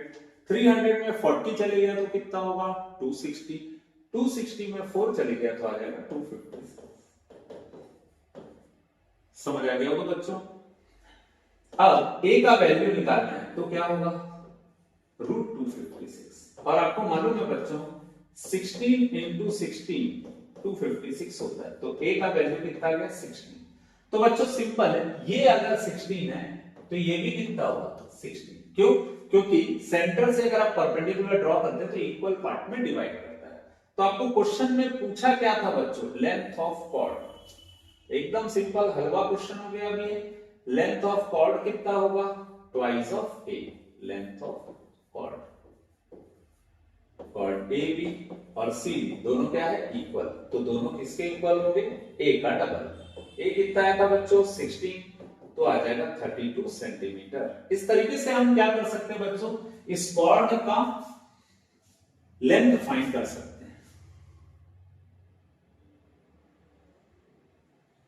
नेक्स्ट क्वेश्चन में बोल रहा है sum of n terms of 3 APR। 3 AP है बच्चों, एक को S1 लिए, एक को S2 लिए और एक को S3 लिए। First term of each progression is 1। First term कितना है, 1। ये पहला प्रोग्रेशन। दूसरे प्रोग्रेशन में भी फर्स्ट टर्म कितना होगा, 1। ये तीसरा प्रोग्रेशन, इसका भी फर्स्ट टर्म कितना, 1। लेकिन कॉमन डिफरेंस सबका अलग अलग है। इसका कॉमन डिफरेंस कितना है, 1। इसका कॉमन डिफरेंस कितना है, 2, और इसका कॉमन डिफरेंस कितना है, 3। सम ऑफ n टर्म का फॉर्मूला क्या होता है, n/2 2a plus n minus 1b। ये होता है बच्चों फॉर्मूला। ठीक है, आपको क्वेश्चन को ना बच्चों समझना पड़ेगा। क्वेश्चन एकदम सिंपल सा है। क्वेश्चन में बोल रहा है 3 अलग अलग एपी है। ठीक, इन तीनों का फर्स्ट टर्म अलग अलग है, सेम है, सॉरी फर्स्ट टर्म क्या है, सेम, पर इनके कॉमन डिफरेंस अलग अलग है। एक का कॉमन डिफरेंस 1 है, दूसरे का 2 है और तीसरे का कितना है, 3। तो इनके सम ऑफ एन टर्म को क्या नाम दिया गया बच्चों, इनके सम ऑफ एन टर्म को, जिसका फर्स्ट टर्म भी 1 है और कॉमन डिफरेंस भी 1 है, उसके सम ऑफ एन टर्म को क्या नाम दिया गया है, S1। तो सम ऑफ एन टर्म को हमने क्या लिखा, S1। शायद समझ आ गया होगा बच्चों, इसका नाम S1 दिया गया और इस सम ऑफ एन टर्म का नाम कितना दिया है, S2। इस सम ऑफ एन टर्म का नाम कितना दिया हुआ है, S3। ठीक, तो ये हो जाएगा, A का वैल्यू क्या पुट करेंगे बच्चों, 1 और D का वैल्यू भी क्या पुट करेंगे, 1। तो ये हो जाएगा n/2। 2 into 1 कितना होगा बच्चों, 2। n-1 को 1 से मल्टीप्लाई किए तो n-1, ये हो जाएगा n/2 n। ये है 2 minus 1, 2 minus 1 कितना होगा, 1। तो S1 हो जाएगा n/2 n+1। ठीक है। सिमिलरली अगर मैं यहां पे A का वैल्यू पुट करूं और D का वैल्यू पुट करूं, A का वैल्यू कितना है, 1 और D का वैल्यू है 2। D का वैल्यू कितना है, 2।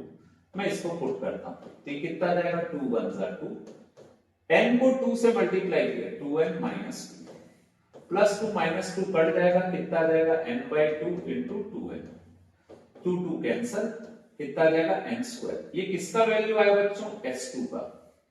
ये आया S1 का। अब S3 फाइंड करना चाहते हैं तो हमको क्या करना पड़ेगा बच्चों, A की जगह 1 और D की जगह पुट करना पड़ेगा 3।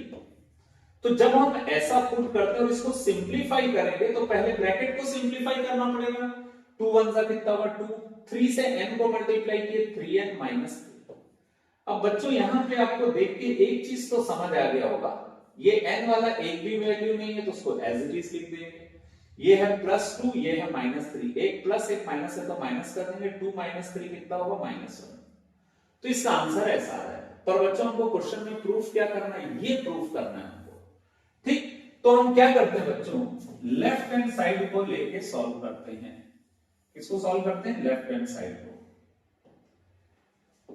S1 का वैल्यू और S3 का वैल्यू दोनों का सम करना है। ठीक है, लेफ्ट हैंड साइड को सॉल्व करो। तो S1 प्लस S3 कितना होगा, n/2 n+1। ठीक, ऐसे ही S3 का वैल्यू भी पुट कर देते हैं। अब S3 का वैल्यू क्या है बच्चों, S3 का वैल्यू ये है n/2 3n-1। सिंपल सा सॉल्यूशन। ठीक, हमने S1 का वैल्यू पुट कर दिया और S3 का वैल्यू पुट कर दिया। अब आप बच्चों देख रहे हो यहां भी n/2, यहां भी n/2, तो n/2 को क्या निकाल लेते हैं, कॉमन। क्या बचेगा, n+1। क्या बचेगा, 3n-1। -1 + 1 क्या हो जाएगा, कट जाएगा। n + 3n कितना होगा, 4n। 2 और 4 कटेगा तो कितना आ जाएगा बच्चों, 2n²। अब बच्चों आप यहां पर देख रहे हो S2 का वैल्यू है n², तो ये जो n² है यहां पे हम S2 लिख सकते हैं। तो आप देख रहे हैं S1 प्लस S3 का वैल्यू कितना आया, 2S2। यही हमको प्रूफ करना था बच्चों, यही हमको प्रूफ करना था। बच्चों इस क्वेश्चन में क्या बोल रहा है, Arun and Ashwini completes a work in 20 days. Arun और अश्विनी कितने दिन में वर्क कंप्लीट करते हैं, 20 दिन में एंड 25 दिन रेस्पेक्टिवली। यानी Arun completes the work, Arun completes the work in 20 days। 20 days एक काम करने के लिए अरुण को कितना दिन लगता है, एक काम दिया गया है अरुण को तो उसको करने में उसको कितना दिन लगता है, 20 दिन। ठीक, और कभी बच्चों वर्क वाले क्वेश्चन रहते हैं तो हमेशा याद रखिएगा जितने दिन में वो काम करता है वो अपनी जगह, पर हमेशा वो एक दिन में कितना काम करता है ये निकालना है। ठीक है, तो Arun in one day can complete, कितना कंप्लीट करेगा बच्चों काम, जितना दिन दिया है उसका उल्टा 1/20। अगर एक काम को करने में 20 दिन लगता है तो एक दिन में कितना काम करेगा, उसका उल्टा 1/20 करेगा। ठीक है, सिमिलरली अगर हमको ये पता चल गया कि ये एक दिन में 1/20 वर्क करता है, यानी इसका 1/20% काम करता है। तो 100% वर्क करने के लिए, 100% वर्क करने के लिए एक दिन में कितना काम करता है? 1/20। तो 100% काम करना है उसको, तो आपको ये निकालना पड़ेगा कि एक दिन में कितना परसेंट काम करता है। तो एक दिन में कितना परसेंट काम करता है? वो 5% work is done in 1 day. Work is done in 1 day. मेरे ख्याल से बच्चों ये आपको समझ आ रहा होगा। एकदम लॉजिकल क्वेश्चन है बच्चों, इसमें कुछ भी मैथ्स नहीं है। मतलब मैथ्स है पर फॉर्मूले से नहीं बनना। आप ये समझिए, अरुण नाम का एक बंदा है, 20 दिन में वो काम को खत्म कर देते हैं, ये हमने लिख दिया। तो अरुण इन 1 डे कैन कंप्लीट, एक दिन में वो कितना काम करेगा? इसका उल्टा है, 1/20 वर्क। जैसे मैं अगर इस काम को करना, मुझे इस पेन को बनाने में 2 दिन लगते हैं, तो मैं एक दिन में कितना करूंगा बच्चों? 2 का उल्टा कर देना, 1/2। एक दिन में मैं आधा पेन बनाऊंगा, अगले दिन आधा, तो आधा और आधा मिला के 1 हो गया। ठीक है, तो सेम ऐसे ही अरुण को कितने दिन में काम खत्म करता है? 20 दिन में। तो एक दिन में कितना काम खत्म करेगा? 1/20।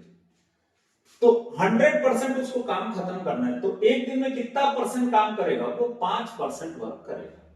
ये हो गया अरुण की एफिशिएंसी। अब सिमिलरली हमको किसकी निकालना है? अश्विनी। अश्विनी, ये तो समझ आ गया बच्चों, अरुण कितने दिन में काम खत्म करता है, एक दिन में कितना परसेंट काम खत्म करता है? 5%। अब अरुण को किसने रिप्लेस किया? अश्विनी ने। अरुण को किसने रिप्लेस किया? अश्विनी ने। अब अश्विनी की एक चीज देखिए आप, अश्विनी जो है वो क्या कर रहा है? कितने दिन में काम खत्म कर रहा है? 25 दिन में। कितने दिन में बच्चों काम खत्म कर रहा है? 20 की जगह कितने दिन में काम खत्म कर रहा है? 25 दिन में।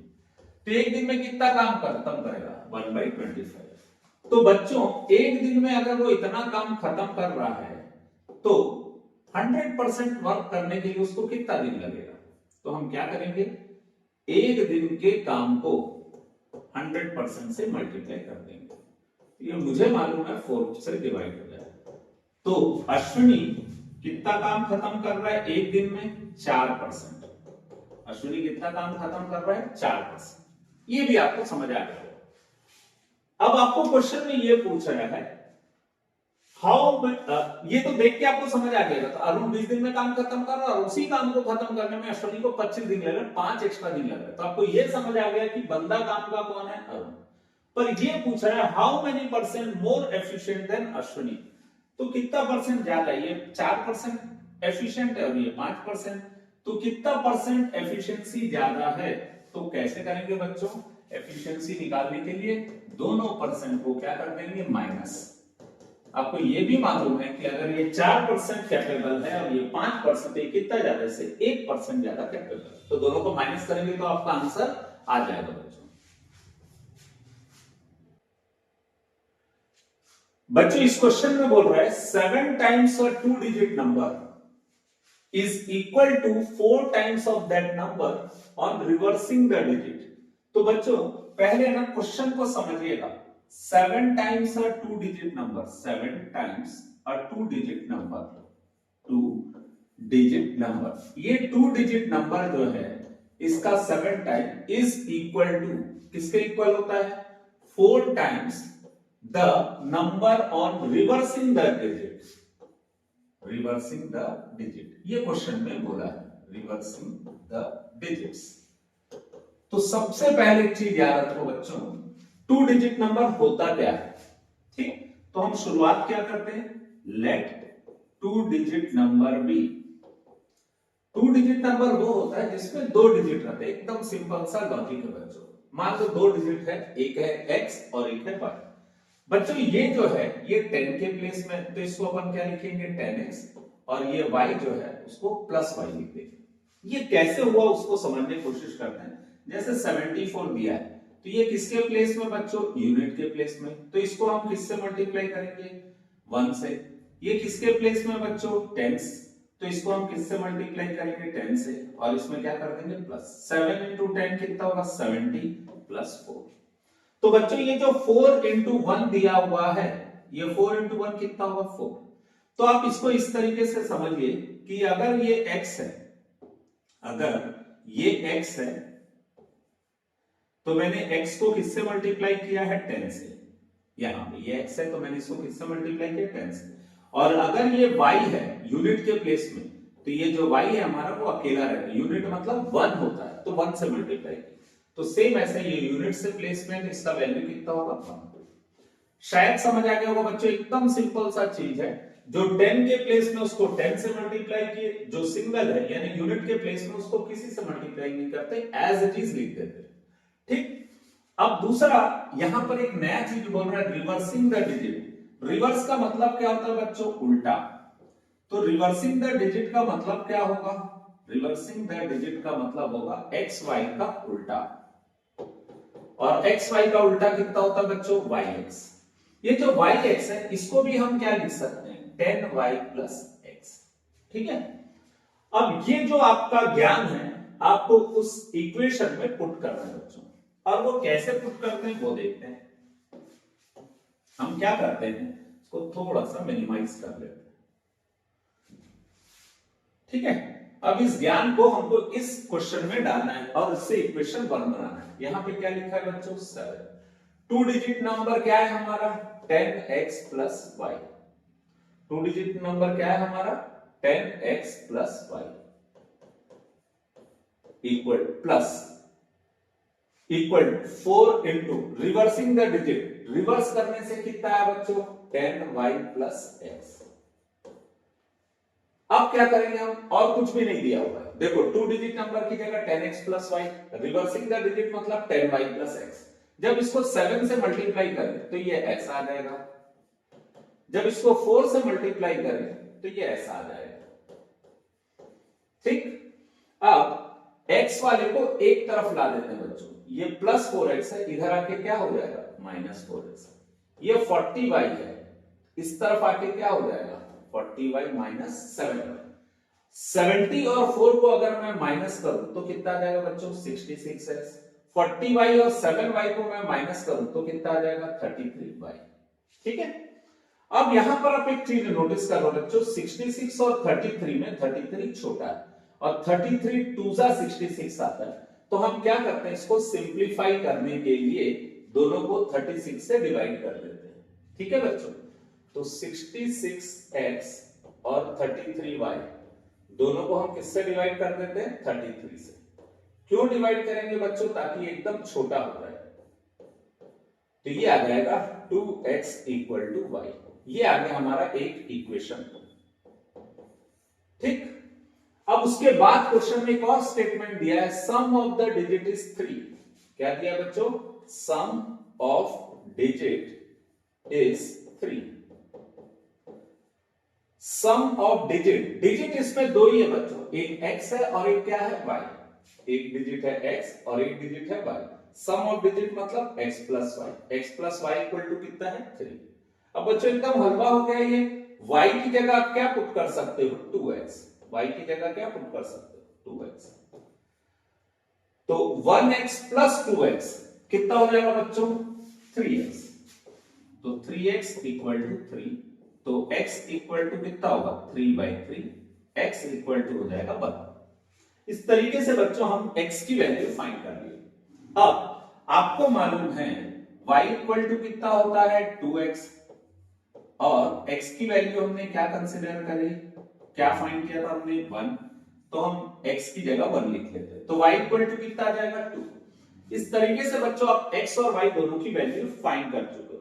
पर आपको फाइंड क्या करना है? You have to find 2 digit number. Find that number बोला ना, देखिए यहां पर क्वेश्चन में ध्यान दीजिए बच्चों, 2 डिजिट नंबर फाइंड करने के लिए हमने जो x और y की वैल्यू फाइंड की है उसको हमको किस में पुट करना पड़ेगा बच्चों? ये 2 डिजिट नंबर में। 2 डिजिट नंबर,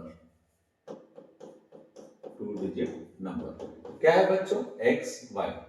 अब x का वैल्यू आपने कितना निकाला बच्चों? 1। y का वैल्यू कितना निकाला? 2। तो हमारा 2 डिजिट नंबर क्या आएगा बच्चों? 12। अब चेक करना है कि वाकई में ये सही है कि नहीं। ये पहला स्टेटमेंट तो सही है, sum of the digit is 3। इन दोनों डिजिट को सम करोगे तो आपका आएगा 3। बच्चों 12 आंसर है। बस इसके आगे मैं आपको चेक करना बता रहा हूं कि चेक कैसे करेंगे कि आंसर सही है कि नहीं। ठीक है। आपका आंसर कितना आया है? 12। 2 डिजिट नंबर कितना आया बच्चों आपका? 12। क्वेश्चन में क्या बोल रहा है? 7 टाइम्स अ 2 डिजिट नंबर। 7 टाइम्स अ 2 डिजिट नंबर।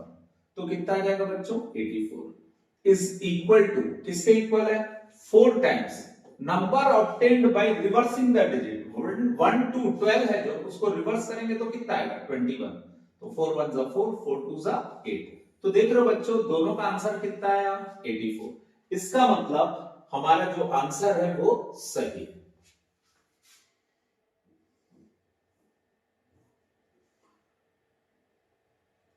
बच्चों इस क्वेश्चन में बोल रहा है सॉल्व दीज वैल्यूज तो बच्चों हम इस वैल्यू को किसके इक्वल ले लेते हैं x के इसका वैल्यू फाइंड करना है हमने इसको किसके इक्वल ले लिया x के।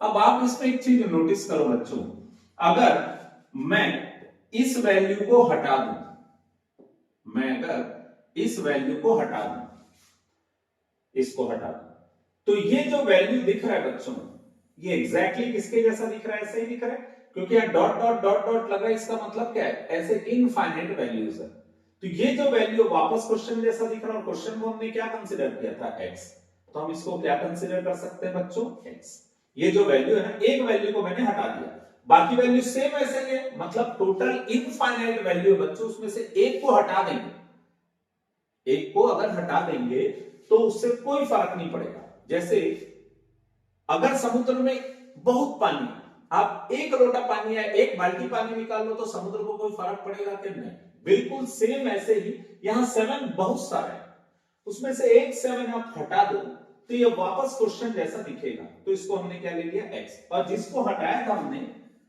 उसको वापस अगर लाए तो ये क्वेश्चन जो है वो इस तरीके से बन जाएगा। ठीक इसके बाद क्वेश्चन बच्चों एकदम सिंपल हो गया अगर आपको ये समझ आ गया तो करना क्या है जितनी वैल्यूज है उसमें से फर्स्ट वैल्यू को आप छुपा दो और बची हुई वैल्यू को आप क्या कंसीडर कर लो वापस क्वेश्चन x ये हो जाएगा 7 प्लस x। अब रूट हटाने के लिए हमको क्या करना पड़ेगा बच्चों स्क्वायरिंग बोथ साइड दोनों तरफ हम क्या कर देंगे स्क्वायर और जब हम दोनों तरफ स्क्वायर करेंगे तो x का स्क्वायर कितना हो जाएगा x स्क्वायर इसका स्क्वायर करेंगे तो रूट हट जाएगा कितना आ जाएगा 7 प्लस x। अगर हम इसको क्वाड्रेटिक इक्वेशन बना दें तो ये ऐसा आ जाएगा पूरे x और 7 को हमने इधर डाल दिया x square minus x minus 7 equal to कितना हो गया 0। अब बच्चों इसको हम with the help of quadratic formula हम सॉल्व कर सकते हैं और क्वाड्रेटिक फार्मूले में a क्या होता है x स्क्वायर का कोफिशिएंट x स्क्वायर का कोफिशिएंट क्या है बच्चों 1 b क्या होता है x का कोफिशिएंट कितना है -1 और c क्या है -7। तो बच्चों यहां से a b और c का कोफिशिएंट आ गया जब a b और c का कोफिशिएंट आ गया तो with the help of formula ये फार्मूला मेथड से हम इसको बना सकते हैं। ठीक है अब बच्चों यहाँ पे करना क्या आपको जो जो वैल्यूज पता है उस वैल्यू को इसमें पुट करना है। यहाँ पे क्या लिखा है माइनस b की जगह क्या लिखेंगे बच्चों -1 plus minus under root b की जगह क्या लिखेंगे -1 a की जगह क्या लिखेंगे 1 c की जगह क्या लिखेंगे -7 और a की जगह क्या लिखेंगे 1। तो ये क्या होगा बच्चों माइनस माइनस क्या हो जाएगा प्लस -1 का स्क्वायर कितना होगा 1 माइनस माइनस प्लस 4 1 जा 4 4 7 जा कितना होगा 28 डिवाइडेड बाय क्या होगा 2। तो बच्चों यहां से आप देख रहे हो आपका जो आंसर आ जाएगा वो कुछ इस तरीके से आ जाएगा 1 प्लस माइनस 28 प्लस 1 कितना होगा 29 होल डिवाइडेड बाय क्या होगा बच्चों 2।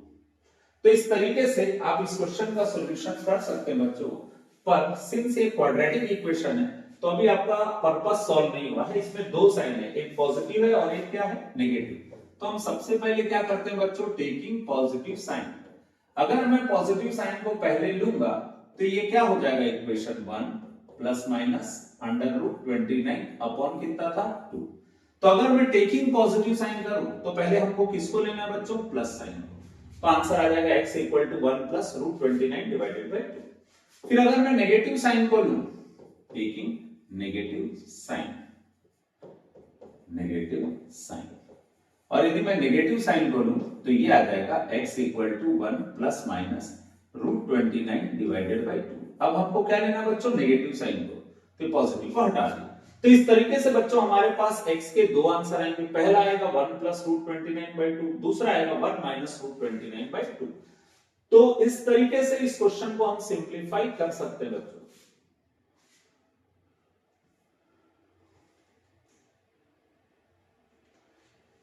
इस क्वेश्चन में बोल रहा है Kavita open a recurring deposit of ₹200 per month. कविता नाम की लड़की ने बैंक में एक रिकरिंग डिपॉजिट खोला और उसका मंथली इंस्टॉलमेंट हर महीने वो कितना रुपए जमा कर रही है बच्चों? 200 रुपए।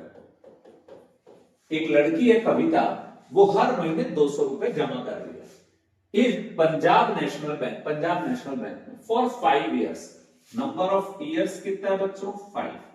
बच्चों हमेशा याद रखना, रिकरिंग डिपॉजिट में जो ईयर्स रहता है उसको आपको किस में कन्वर्ट करना रहता है? मंथ में, नंबर ऑफ मंथ में।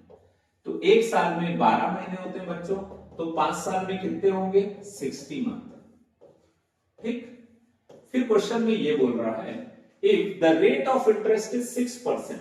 रेट ऑफ इंटरेस्ट कितना दिया बच्चों? 6%। बच्चों कई बार आपको समझ नहीं आता रेट ऑफ इंटरेस्ट क्या है, हालांकि क्लियरली दिया रहता है, तो भी ये याद रखिएगा जिसमें परसेंटेज दिया वो है rate of interest. Then how much amount he will receive after 5 years. तो कितना रुपया उसको 5 साल के बाद मिलेगा। तो सबसे पहले देखते हैं बच्चों ये इंटरेस्ट कितना अर्न कर रहा है। ये इंटरेस्ट कितना है, अगर इसने पैसा जमा किया है तो इसको क्या मिलेगा? इंटरेस्ट मिलेगा। तो वो इंटरेस्ट कितना मिलेगा, उस इंटरेस्ट को निकालने के लिए एक फॉर्मूला होता है बच्चों, P into R upon 100 into n plus 1 upon 24। ठीक। अब यहाँ पे P क्या होता है बच्चों? हर महीने जो आप पैसा जमा करते हो, हर महीने ये कितना रुपए जमा कर रही है? 200। आर यानी क्या होता है? रेट ऑफ इंटरेस्ट कितना है बच्चों? 6 डिवाइडेड बाय क्या लिखेंगे? 100। n क्या होता है? Number of month. Number of month कितना है? 60। तो हम यहाँ क्या लिख देंगे? 60 और यहाँ क्या लिखेंगे? 60 प्लस 1 और नीचे क्या आ जाएगा बच्चों? 24। 12 2 जा 12 5 जा 100 कट जाएगा तो 2 आएगा, 2 2 कैंसिल। 6 5 जा कितना हो जाएगा बच्चों? 6 5 जा 30। 60 प्लस 1 कितना होगा? 61। 3 1 जा 3, 3 6 जा 18। तो इसको इंटरेस्ट कितना रुपए मिलेगा बच्चों? 1830। ये तो हुआ इसका इंटरेस्ट। पर क्वेश्चन में हमको पूछा है how much amount he will receive after 5 years. इसको कितना रुपए मिलेगा 5 साल के बाद। अमाउंट फाइंड करना है बच्चों। तो अमाउंट फाइंड करने के लिए हमको क्या करना पड़ेगा? अमाउंट का फॉर्मूला लगाना पड़ेगा। अमाउंट का फॉर्मूला एकदम सिंपल है बच्चों। अमाउंट जो पैसा हमको मिल रहा है, एक्चुअली वो पैसा कब मिलेगा? जब हमने पैसा जमा किया है। कितने साल तक? 5 साल तक। तो हर महीने आपने जितना मंथली इंस्टॉलमेंट दिया है, हर महीने जितना आपने मंथली इंस्टॉलमेंट दिया है उसको किससे मल्टीप्लाई कर दोगे? नंबर ऑफ मंथ से। किससे मल्टीप्लाई कर दोगे बच्चों? नंबर ऑफ मंथ से। और उसमें क्या ऐड कर दोगे? इंटरेस्ट। मंथली इंस्टॉलमेंट कितने का है? 200। और कितने महीने तक दिया गया है? 60 महीने तक। और इंटरेस्ट कितना मिला बच्चों? 1830। बच्चों लॉजिक समझ आ गया। हर महीने जाके कविता पैसा जमा कर रही, कितने महीने तक जमा की? 60 महीने तक। तो इसने कितना रुपए जमा किया? 12,000। और उस पे उसको इंटरेस्ट कितना मिल रहा था? 1830। तो अगर हम इन दोनों को प्लस करें तो ये कितना आ जाएगा बच्चों?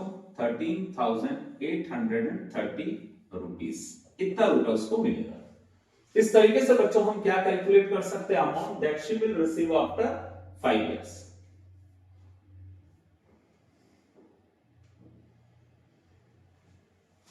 The total annual income of a government employee was ₹3 lakh in financial year 2000।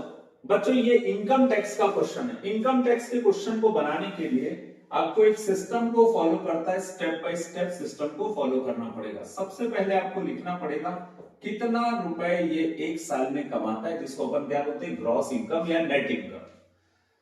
तो ये बंदा टोटल कितना रुपए कमाता है? 3 लाख रुपीस। ठीक है। अब देखते हैं इसने कोई डोनेशन दिया है क्या। तो देखना बच्चों ही डिपॉजिटेड ₹12,000 एज LIC। तो ये क्या है बच्चों? LIC में जो पैसा जमा किया जाता है वो क्या है? Saving. As per year and ₹1,000 in GPF per month. हर महीने कितना जमा करना है? 1,000 रुपए। ये भी उसकी सेविंग है। कैलकुलेट हिज इनकम टैक्स, यानी इसने कोई डोनेशन नहीं दिया। और जब बच्चों डोनेशन नहीं दिया रहता है तो हम डोनेशन निकालते ही नहीं। ठीक। सीधा हम क्या निकाल लेते हैं? उसकी सेविंग। हम क्या निकाल लेते हैं बच्चों, सेविंग। अब सेविंग में पहला चीज जो उसने जमा किया वो क्या था, he deposited ₹12,000 as premium of LIC। LIC में वो कितना रुपए जमा कर रहा है, ₹12,000। कितना जमा कर रहा है बच्चों, 12,000। ठीक। फिर दूसरा ये क्या दिया हुआ है, 1,000 in GPF per month. GPF में कितना जमा कर रहा है, हर महीने 1,000 रुपए, यानी 12 महीने में वो कितना रुपए जमा करेगा, 12,000 रुपए। तो उसकी टोटल सेविंग कितनी हो गई बच्चों, 24,000। ठीक है, दोनों को हमने क्या कर दिया, ऐड कर दिया।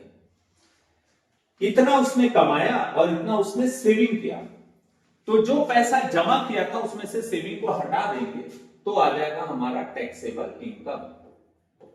तो टैक्सेबल इनकम हम कैसे निकालेंगे बच्चों, इस इनकम पे अब इस बंदे को टैक्स लगेगा। टैक्सेबल इनकम कैसे निकालेंगे, फर्स्ट वैल्यू और सेकंड वैल्यू को माइनस कर देंगे। 3 लाख में अब कितना माइनस कर दोगे बच्चों, 24,000 माइनस कर दोगे तो कितना आ जाएगा, 2,76,000। इतना रुपए आएगा। अब बच्चों एक चीज देखिएगा, यहां पर इनकम टैक्स किस पे लगेगा ये पता चल गया। टैक्सेबल इनकम मतलब आपको ये पता चल गया कि इस इनकम पे टैक्स लगेगा। तो अब अगला स्टेप होता है आपका, बच्चों यहां जगह नहीं है इसलिए मैं इसको ऐसा लिख रहा हूं, आप एक स्ट्रेट लाइन में ही लिखिएगा। 4 कैलकुलेशन ऑफ इनकम टैक्स। अब इनकम टैक्स कैलकुलेशन भी किसके हिसाब से होता है बच्चों, गवर्नमेंट के हिसाब से। गवर्नमेंट जैसा बोलती है हमको वैसा टैक्स देना पड़ता है। ठीक। अब यहां पर आप देख रहे हैं इनकम टैक्स कैलकुलेट करने के लिए गवर्नमेंट का रूल ये है कि अगर आप 1.5 लाख रुपए साल में कमाते हो तो आपको कोई टैक्स नहीं देना है। पर अगर आप 1.5 लाख से ज्यादा कमाते हो और 3 लाख से कम कमाते हो तो आपको 10% टैक्स देना पड़ेगा। और किसका 10% देना पड़ेगा बच्चों, 1.5 लाख तक तो आपको टैक्स देना नहीं, उससे ऊपर जितना आप कमा रहे हो उस पर 10% देना पड़ेगा। तो ये बंदा कितना रुपए कमा रहा है, 2,76,000। कितना कमा रहा है, 2,76,000। इसमें से हम क्या कर देंगे, 1.5 लाख को माइनस कर देंगे, क्योंकि इतने पैसे पे उसको टैक्स नहीं देना है। और जितना अमाउंट आएगा उसका हम क्या निकालेंगे, 10%। तो कितना आएगा बच्चों, 1,26,000। इन दोनों को माइनस करने से कितना आएगा, और इसका हम क्या निकालेंगे, 10%। ये कट जाएगा। तो ये आ जाएगा बच्चों इनकम टैक्स जो इसको पे करना है, कितना पे करना है, 12,600।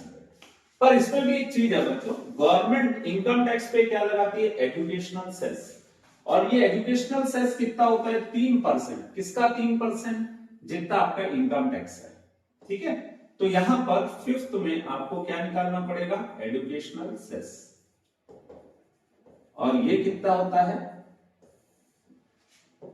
3% ऑफ इनकम टैक्स। और अब हमको क्या करना है, 3% निकालना है। किसका 3% निकालना है, इनकम टैक्स का। कितना हमको पे करना है इनकम टैक्स, 12,600। तो ये 2 जीरो को काट देते हैं,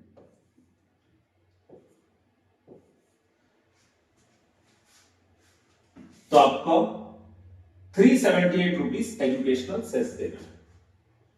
ये हो गया आपका इनकम टैक्स, ये हो गया आपका एजुकेशनल सेस। अब आपको करना क्या है, अब आपको टोटल ये पता करना है कि आपको कितना इनकम टैक्स इस बंदे को देना पड़ेगा, ये बताना है।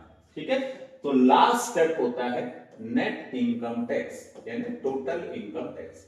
तो उसके लिए हम क्या करते हैं बच्चों, जो आपका इनकम टैक्स है उसमें एजुकेशनल सेस को ऐड कर देते हैं। इनकम टैक्स में किसको ऐड कर देते हैं, एजुकेशनल सेस। ठीक। अब इनकम टैक्स कितना था आपका, 12,600। उसमें आप कितना ऐड कर दोगे बच्चों, 378। तो आपको इस बंदे को इनकम टैक्स कितना देना पड़ेगा, 12,978 रुपीज। कितना इनकम टैक्स उसको देना पड़ेगा बच्चों। तो इस तरीके से हम इस क्वेश्चन को सिंप्लीफाई कर सकते हैं।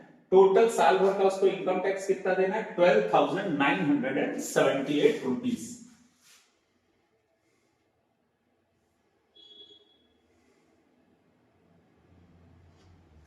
अब आपको बोल रहा है बच्चों एक सर्कम सर्कल बनाना है ट्रायंगल एबीसी के लिए। सर्कम सर्कल होता क्या बच्चों, एक सर्कल जो ट्रायंगल के बाहर बनता है।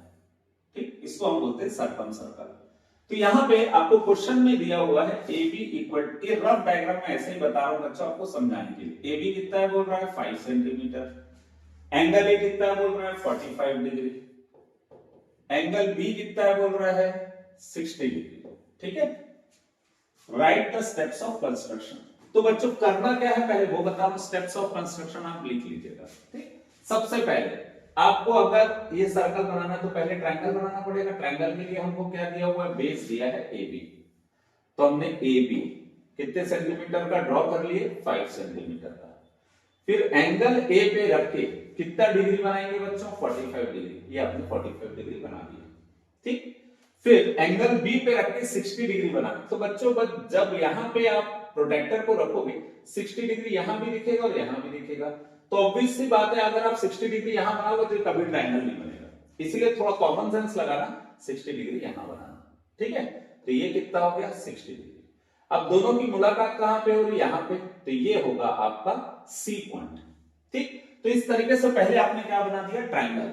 और ट्रायंगल बनाने के बाद जब आपको सर्कम सर्कल बनाना जाता है तो सबसे पहले ये साइड का आपको परपेंडिकुलर बाइसेक्टर ड्रॉ करना पड़ेगा। और परपेंडिकुलर बाइसेक्टर हम कैसे ड्रॉ करते हैं बच्चों, इसका और इसके पॉइंट को लेते हैं more than half. More than half पे क्या करते हैं, यहां पे राउंडर को रखते हैं, पेंसिल को यहां रखते हैं, हल्का सा कम करते हैं, फिर एक हाथ ऊपर कट करते हैं, एक हाथ नीचे, फिर यहां रखते हैं एक हाथ ऊपर एक हाथ नीचे और दोनों को ज्वाइन कर देते हैं।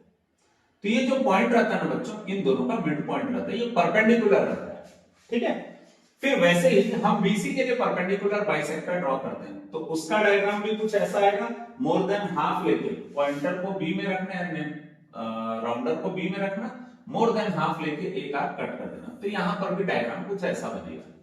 अब बच्चों आप देख रहे हो दोनों की मुलाकात, दोनों परपेंडिकुलर बाइसेक्टर की मुलाकात कहां पे हुई है, यहां पर। इस पॉइंट को लेना सेंटर, इस पॉइंट को क्या लेना बच्चों, सेंटर। अब इसको सेंटर लेके और इसको रेडियस लेके, यानी राउंडर को यहां रखना, पेंसिल को यहां रखना और सर्कल को घुमा देना। तो जो आएगा बच्चों वो आएगा आपका सर्कम सर्कल। इस तरीके से हम इस क्वेश्चन को सिंप्लीफाई कर सकते हैं बच्चों।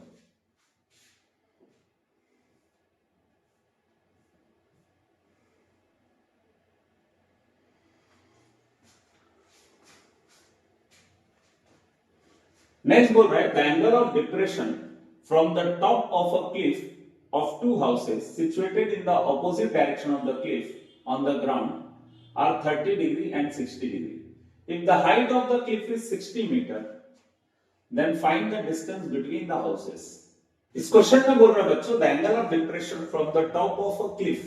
एक क्लिफ बनाते हैं बच्चों, ये है Cliff. Two houses situated in the opposite direction. Question में बोल रहा है इस क्लिफ के ऑपोजिट डायरेक्शन में दो क्या है, हाउसेस है। एक हाउस जो है बच्चों वो 60 डिग्री बना रहा है, ये हाउस 60 डिग्री बना रहा है, तो ये पास होगा। और जो हाउस 30 डिग्री बना रहा है वो इसके कंपैरिजन में क्या होगा बच्चों, दूर। ठीक, इसका नामकरण कर देते हैं ए बी सी और ये क्या है D. If the height of the cliff is 60 metre, इस क्लिफ की हाइट कितनी है 60 metre, then find the distance between the two houses. एकदम सिंपल क्वेश्चन है बच्चों। करना क्या है आपको, यहां से यहां तक के डिस्टेंस को क्या ले लेना है x, यहां से यहां तक के डिस्टेंस को क्या ले लेना है y। तो डिस्टेंस बिटवीन टू हाउस, पहला हाउस कहां पे a पे, दूसरा हाउस कहां पे d पे, तो दोनों के बीच के डिस्टेंस को क्या बोलेंगे x प्लस y।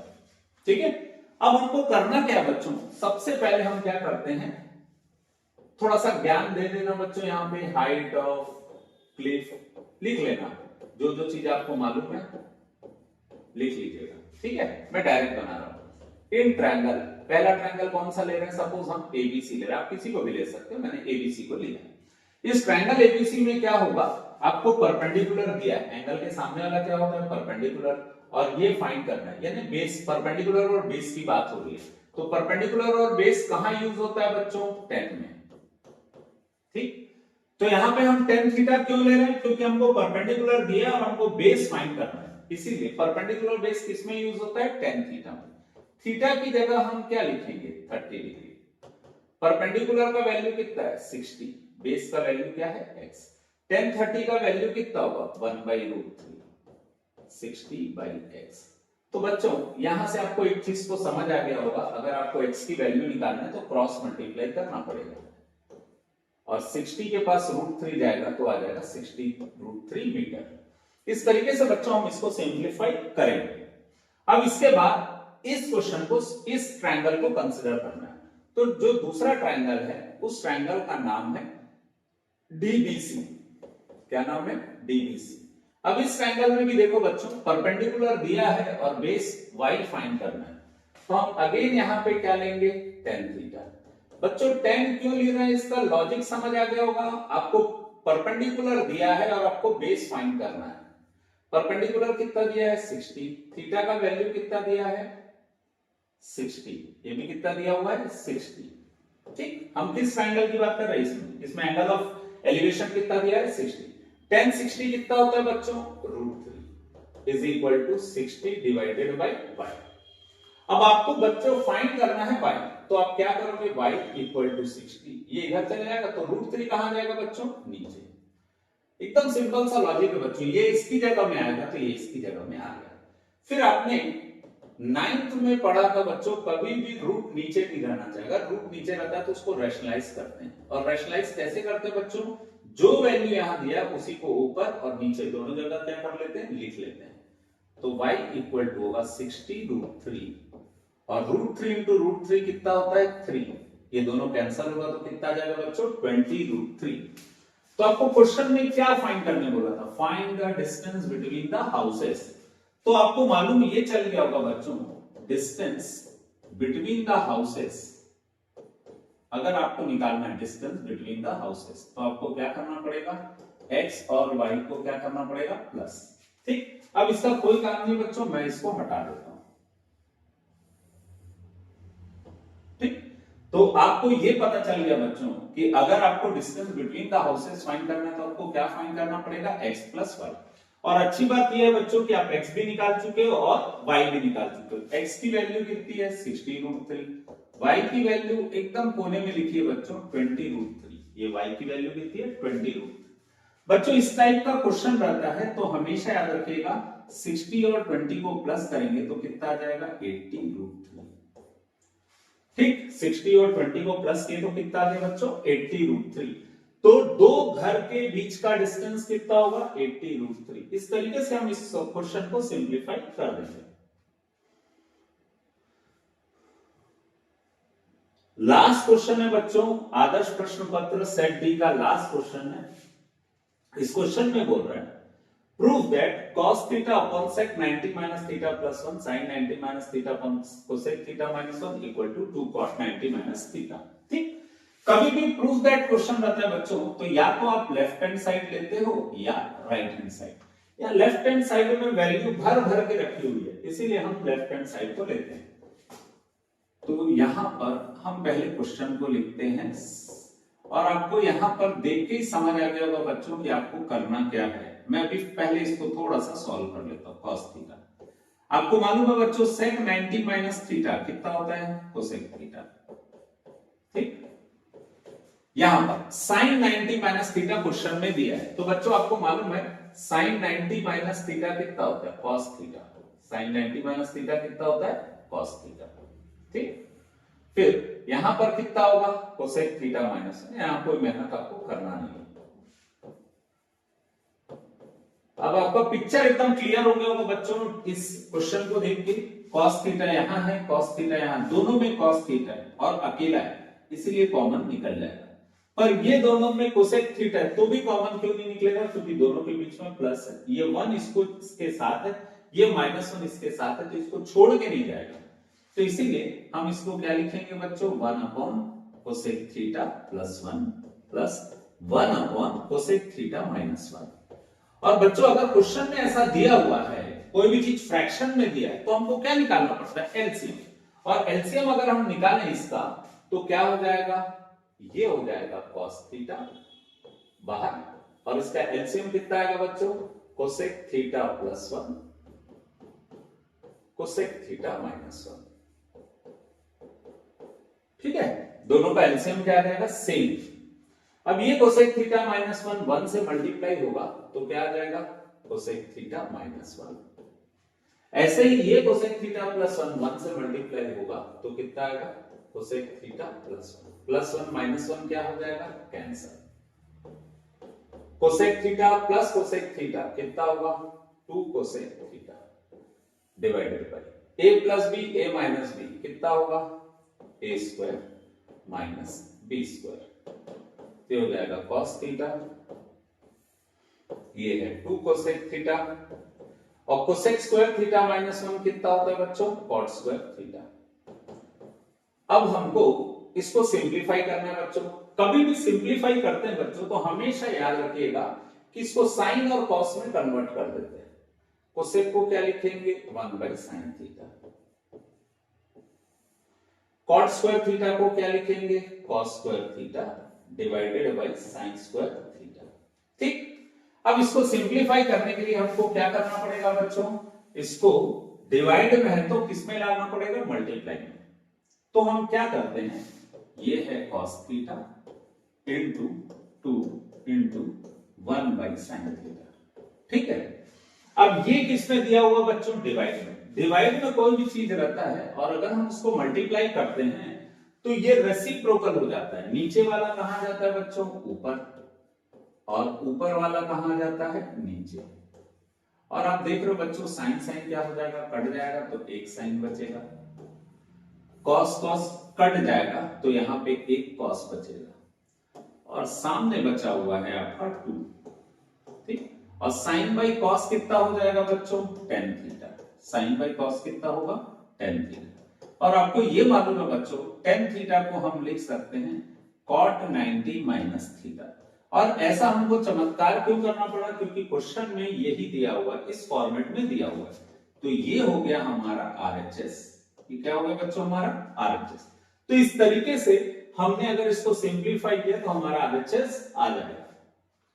तो बच्चों इस तरीके से हमने सेट डी के पूरे सॉल्यूशन को कर लिया है। एक एक छोटे छोटे चीजों को मैंने बताया बच्चों। फिर भी अगर आपको कोई डाउट होगा तो आप कमेंट सेक्शन में बिल्कुल पूछिएगा। अच्छे से प्रैक्टिस करिएगा बच्चों और अपने कंसेप्ट को क्लियर करिएगा, रट्टा मत मारिएगा। ठीक है, all the best, thank you very much बच्चों।